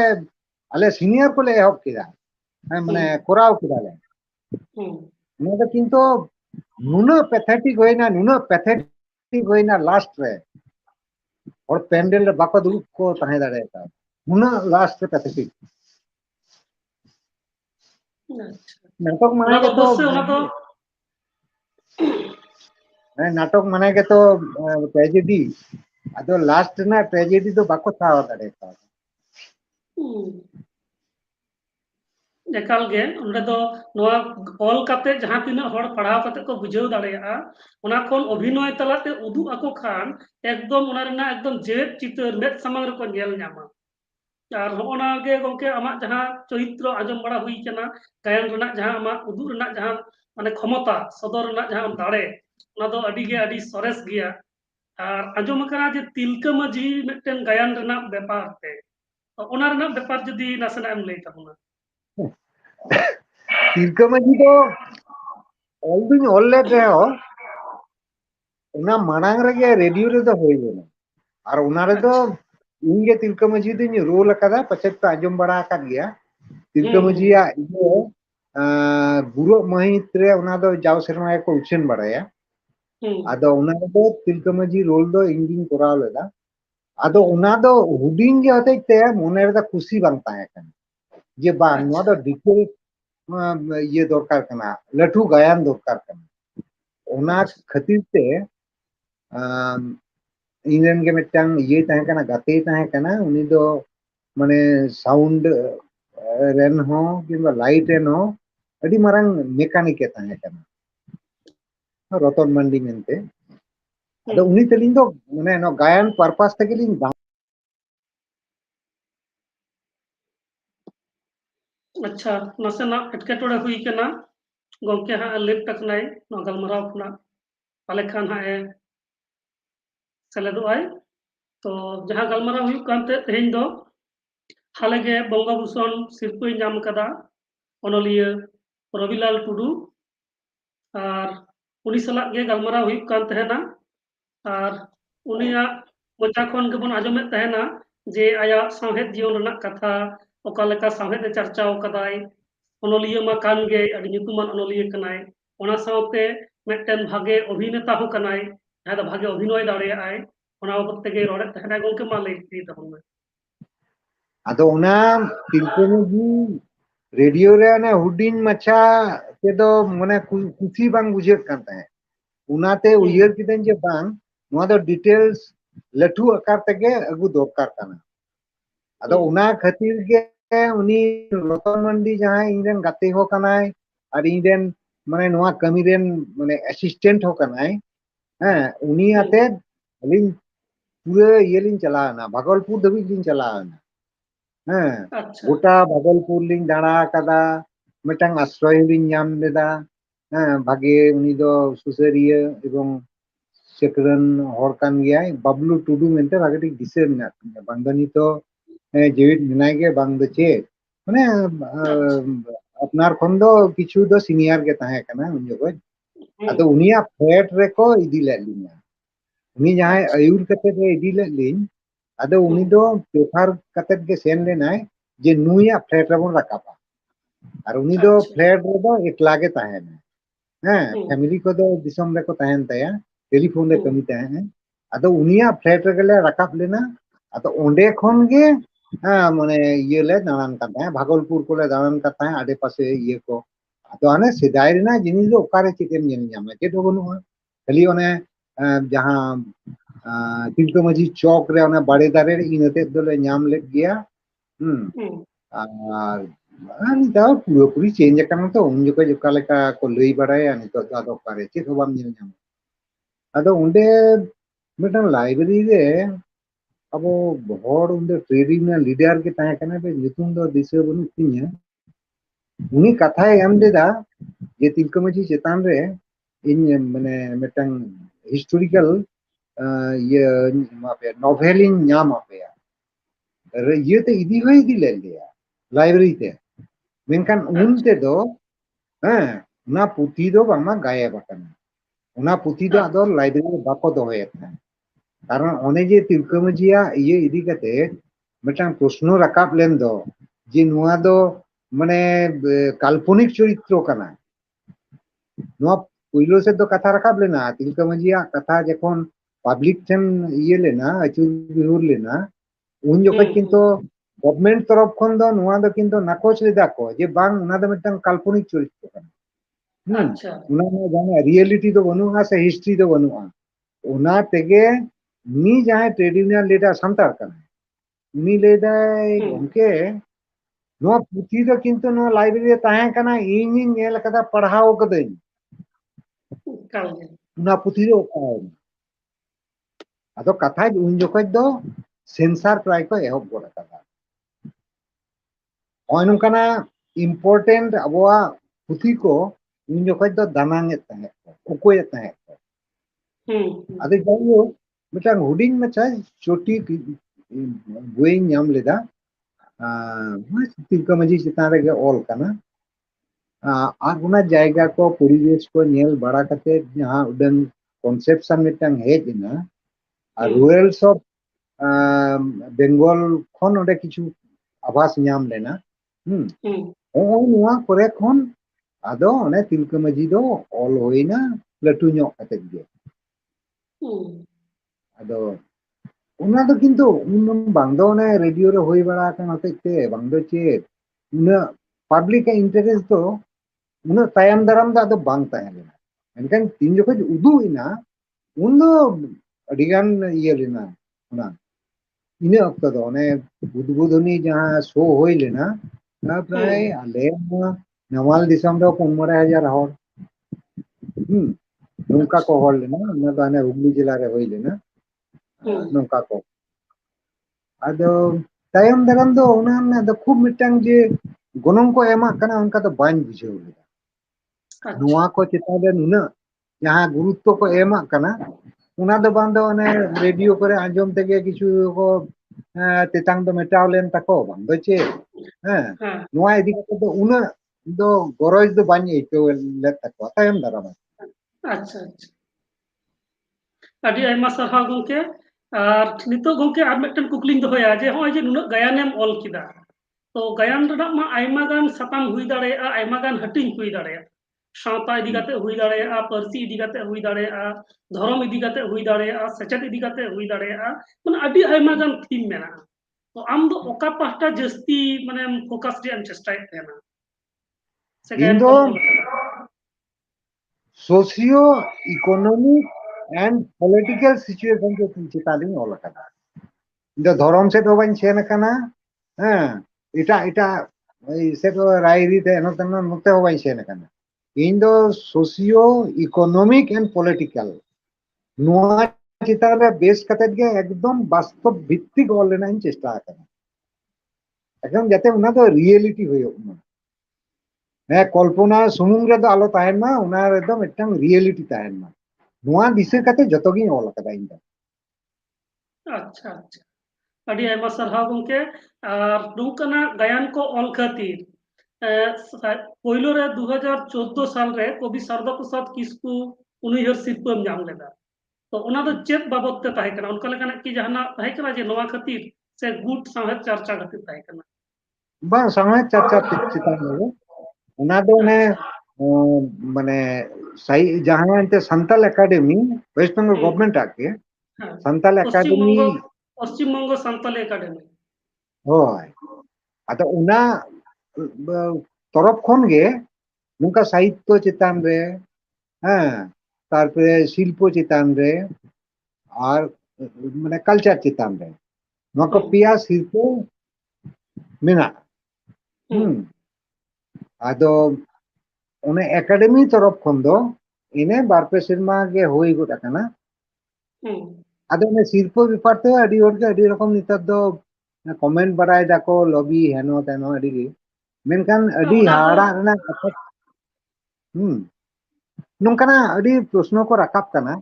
आदो इन तरफ खन दो निये गिन लेया पिया शिल्प जी न्याम लेदा इंगे बाइन बराय ओना दो एकाल के कथा कान गया सारी कथा हो कना जहां सिरपय न्यामा उनी दो बाय बड़ाय दाड़ेया निहत एकदम जेहलो ए न्यामाय हयतो ओना मिक दिन की बार दिन लहारे उनी हयतो बड़ाय दाड़ेया नोआ के सारी कथा कना और गोंके साहित्य एकेडमी जहां सिरपय कना ओना दो 2015 साल रे न्याम लेदा ओना दो चेत बाबत ते चेत ओना रिया माने ओकाटा गायन खातिर से ओका लेका ओना दो नाट्य साहित्य ओना परसी खातिर दीदी कते और आने जहां शारदा प्रसाद किस्कू उना हो परसी खातिर गे और नुआ बंगोबंधु जहां नुआ तो इंटायर माने एक्टिविटीज चितान रे हां हां नितो जहां 2022 रे जहां बंगोभूषण नुआ दो पूरा जीवन रे आरकी जे तिना साहेब चर्चा समाज सेवा नुआ को सामग्रिक अवदान खातिर कना अच्छा अच्छा अडी आयमा सरहाव और अडी गान कथा गलमाराव हुईना मानतान रविलाल टुडू गोंके सला नुई दो ᱧᱩᱛᱩᱢᱟᱱ अनोलिया कनाय जस्ती कायते गायन अनोलिया लेकाते गे आजा उपरुम मेना अकात तया और तेहेना गलमाराव रे आरहों बारिया गोंके नोडे सेलेक्ट मेना का किना प्रोफेसर गोंके मेनाया मानतान राजन सरन गोंके उनी हो अबो गलमाराव रे सेलेक्ट मेना अकादिया गलमाराव आंजमेत तहेनाय तो उनी ठेन हो नेहर जदि तेहेन रन जहां पेड़ा मेना अकादिया रविलाल टुडू उनी ठेन जदि जहाना कुकली को मेना खान ताले खान दोहय लगी नेहराय कना और उना साथे और मिटन मेना अकादिया उनी हो आइन नेहरिया राजन गोंके कुकली दो बांग सारहाव गी गोंके रविलाल टुडू मानसो एडी एडी आमा सरहाव उनी खातिर ते अब साहेद रेना उनी खातिर ते अब जतियारी जे मान सारा बेंगल मेन से सारा भारत मेन और नो जे ऑल माने नितो चे हुई कना ऑल बिल साहित्य चर्चा मेन गानो निये जनरेशन कोड़ा अडी कम को कराव दा विशेष करे आबू चितान ते तो ओना लगी ते अडी आयमा सरहाविन माया जे तीना दिन तहन मा निये साहित्य चर्चा रगी तहन मा आरहों भागे भागे जिनिस जाते आबू ए दोहर दोआबुन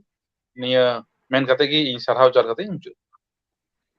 अच्छा अच्छा अडी आयमा सरहाव मानतान राजन सरन गमके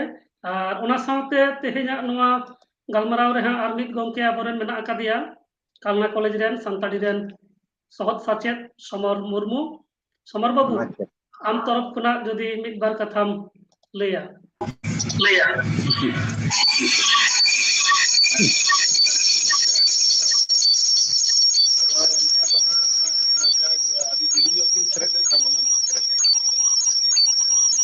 रोड को बांग जमे कंदो अच्छा रोड समर को बाबू बांग आमा जुमा बारिया डिवाइस खुला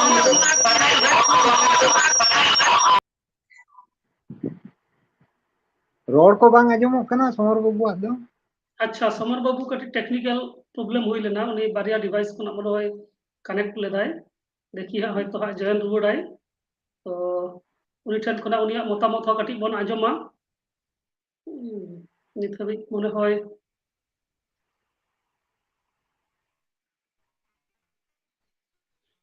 अच्छा और उनका लेका आजमिया तरफ खुना जहां यूट्यूब करे को आजमिदा ओडे खुना हो जहां जदि आपे कुकली मेना खान से बाडाय रेना मेना खान ताले आपे हो ओडे खुना कुकली कोपे दोहो दाड़ेया आपे कुकली कथा को ओडे गंके ठनिन सदरा से आपे जदि जाना बाडाय रेया तहन खान ओना हो ऑल कते कमेंट रे एम दाड़ेया आपे मा समर बाबू आम पदी मा लई तबुन ना हेलो ठीक गया आजम हाँ बना आदो उनका तो ना आदो रविलाल गमके के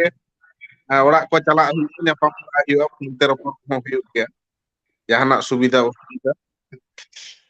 ना लगित ते तेही डिटेल्स गलमना को बाडाय हुईना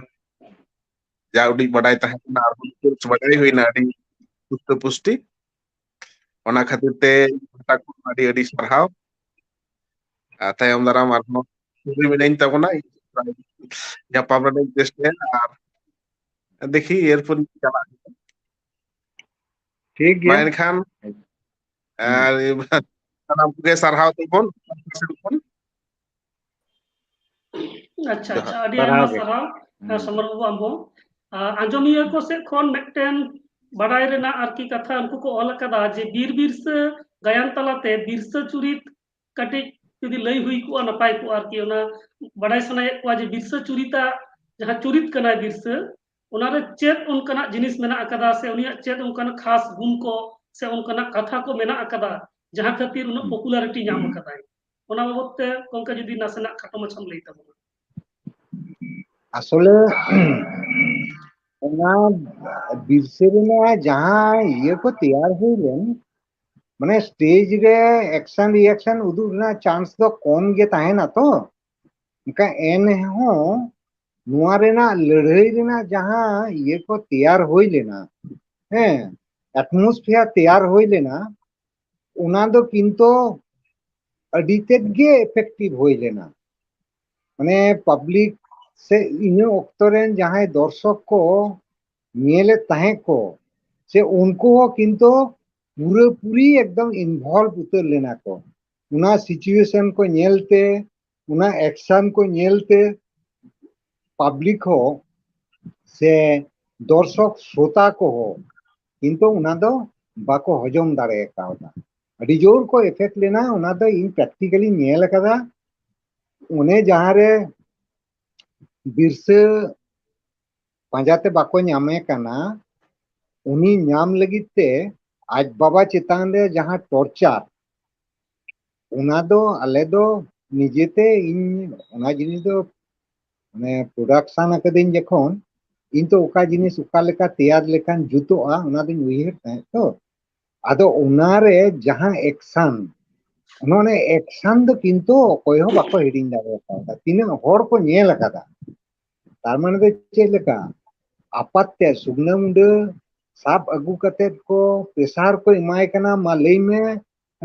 ᱦᱚᱯᱚᱱ ᱢᱮ ᱚᱠᱟᱨᱮ ᱦᱚᱯᱚᱱ ᱢᱮ ᱚᱠᱟᱨᱮ ᱟᱨ ᱩᱱᱤ ᱢᱟ ᱵᱟᱲᱟᱭ ᱛᱩᱞᱩᱡ ᱦᱚᱸ ᱵᱟᱭ ᱞᱟᱹᱭᱟ ᱟᱫᱚ ᱵᱟᱭ ᱞᱟᱹᱭ ᱠᱷᱟᱱ उन्हीं चितान जहां को मिता पाशविक अत्याचार पाशविक अत्याचार को चलावेदा एवं उना दो किछुटा इኛ माने ब्रेन रेना कमी हो ताहे कना इन दो उनी सुग्ना मुंडे जहां ताहे कान उनी मेता दिया आम दो तीनों गान माने आमा रिएक्शन वॉइस तलाते अगू दाड़ेया उनग गे उना अगुई में तो साहेब जमीदार बनार साहेब और जमीदार जखन उनी चितान रे उनका प्रेसार को क्रिएट एदा एवं उनी माने चमकौ चमकौ ते एकदम लामजा कते ओत रे को भिंदड़ कादेया उन जखन फरवेज साहेब दो उनिया हटो ए लिंबोट अकत माने लेबेट अकतया हटो ए लेबेट अकतया और उनी दिन मेता दे तहे आम दो तीनम गार्जाव दाड़ेया सुक्री लेका गार्जा उनका माने लेबेद कानाय मिद गोटांग प्रेसार एमेदा और उनी हो उनका गार्जाव लाहा से सेन इदी कानतया आदो ठीक इनु तक रेगे बिरसे दो बीर तला खन को ᱧᱟᱢ अकादेते साब अगुई कना तोल कते को अगुई कना ओने जे उनिया माने उनी चितान रे जहां एते टॉर्चर उना दो बिरसे किंतु हेज ᱧᱟᱢ लेदा मेद समांग रे मेद समांग रे नेल ᱧᱟᱢ के खाने उनी हो किंतु उनाना रिएक्शन हिसाबते नोका गर्जावते दे प्रोटेस्ट किदा उना डायलॉग और उना एक्शन दो जहां को नेल कदा तेन दबी बाको हिडिंग दाड़े का तार पोरगे जखन अपाहन आबार अकिना दुख सुख कते किन रोपोर कना दे बाबू हम चिकृतियम साब होचोयना इन तिना माने आम ओको में दोहो मेरनी रिना इन चेष्टा कदेन दानांग मेरेना इन चेष्टा कदेन और आम दो साब होचोयन गियाम अदो उनरे बिरसई लेदा चिकेन आचकागे ताला बीर रे नुका निदे बेड़ा को ये किदिnya जारपा किदिnya और उना मूल रे जे अबोरेन गे किछु ये को ताहे कना माने चिले को मिता को गोइदा को ताहे कना उनको गे से नुका किदा को निदे को साब अचो के दे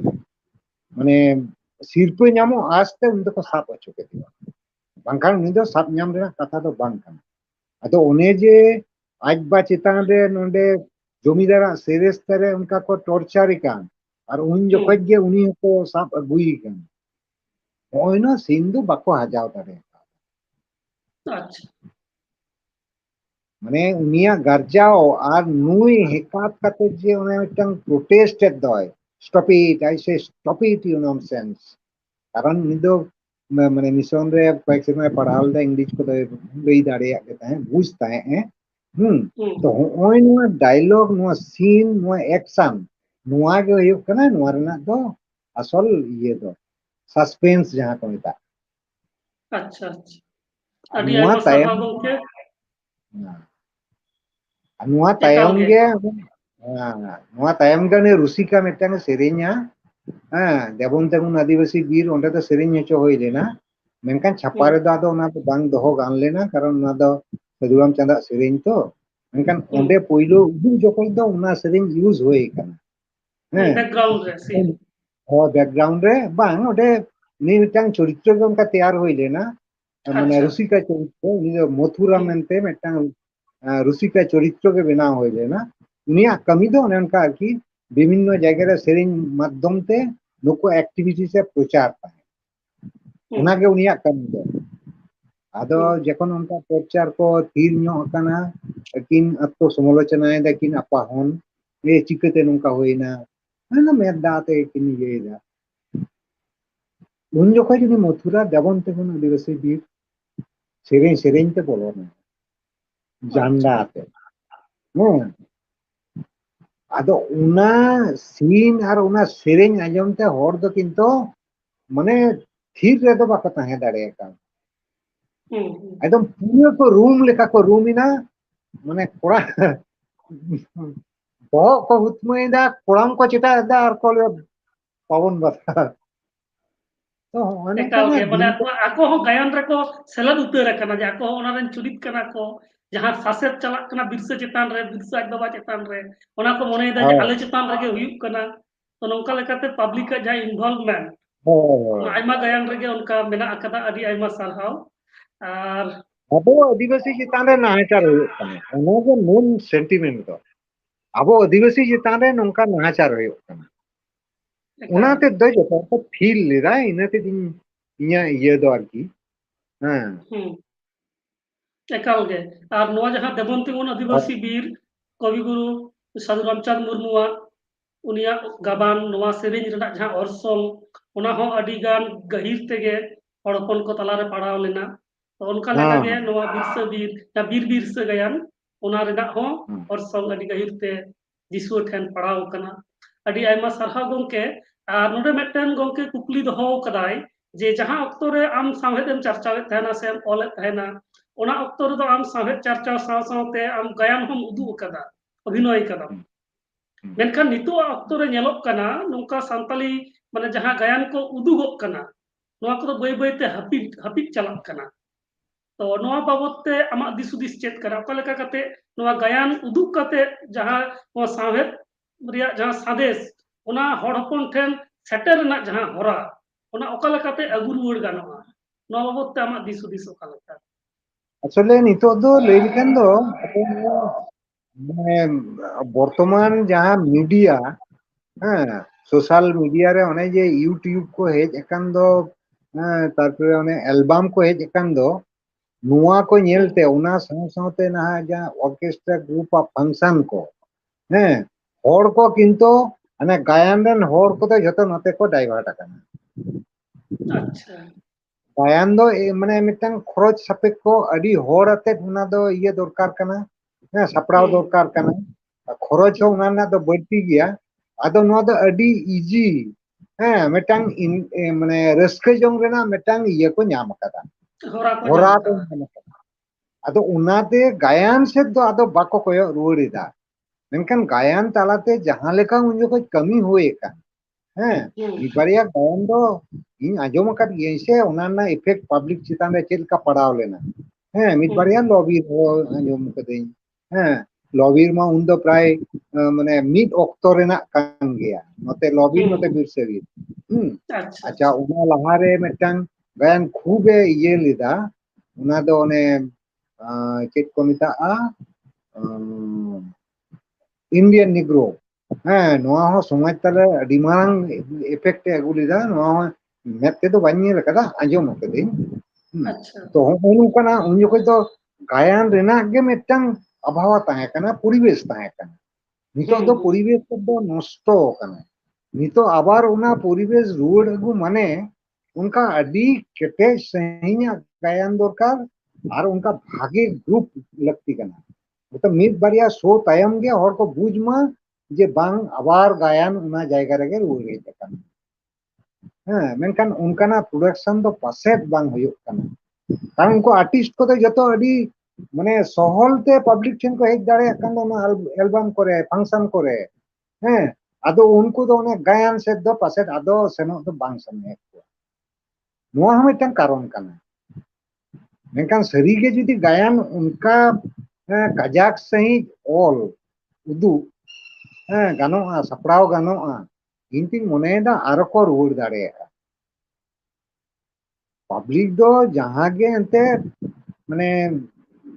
ये को इकेवा जहां से गे रस्के को इकेवा अंते को सेनो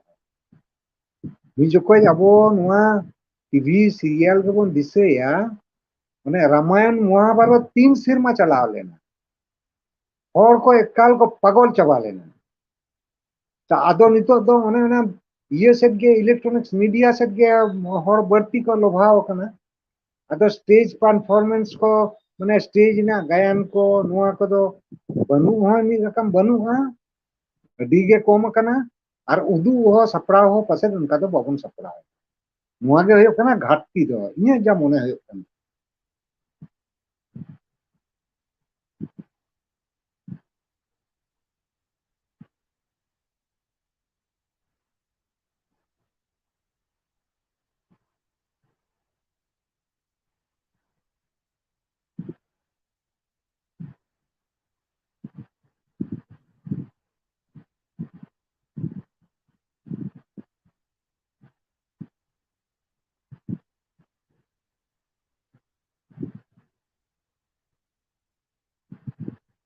मा चेलका मुचेद इदाबन से मेना गया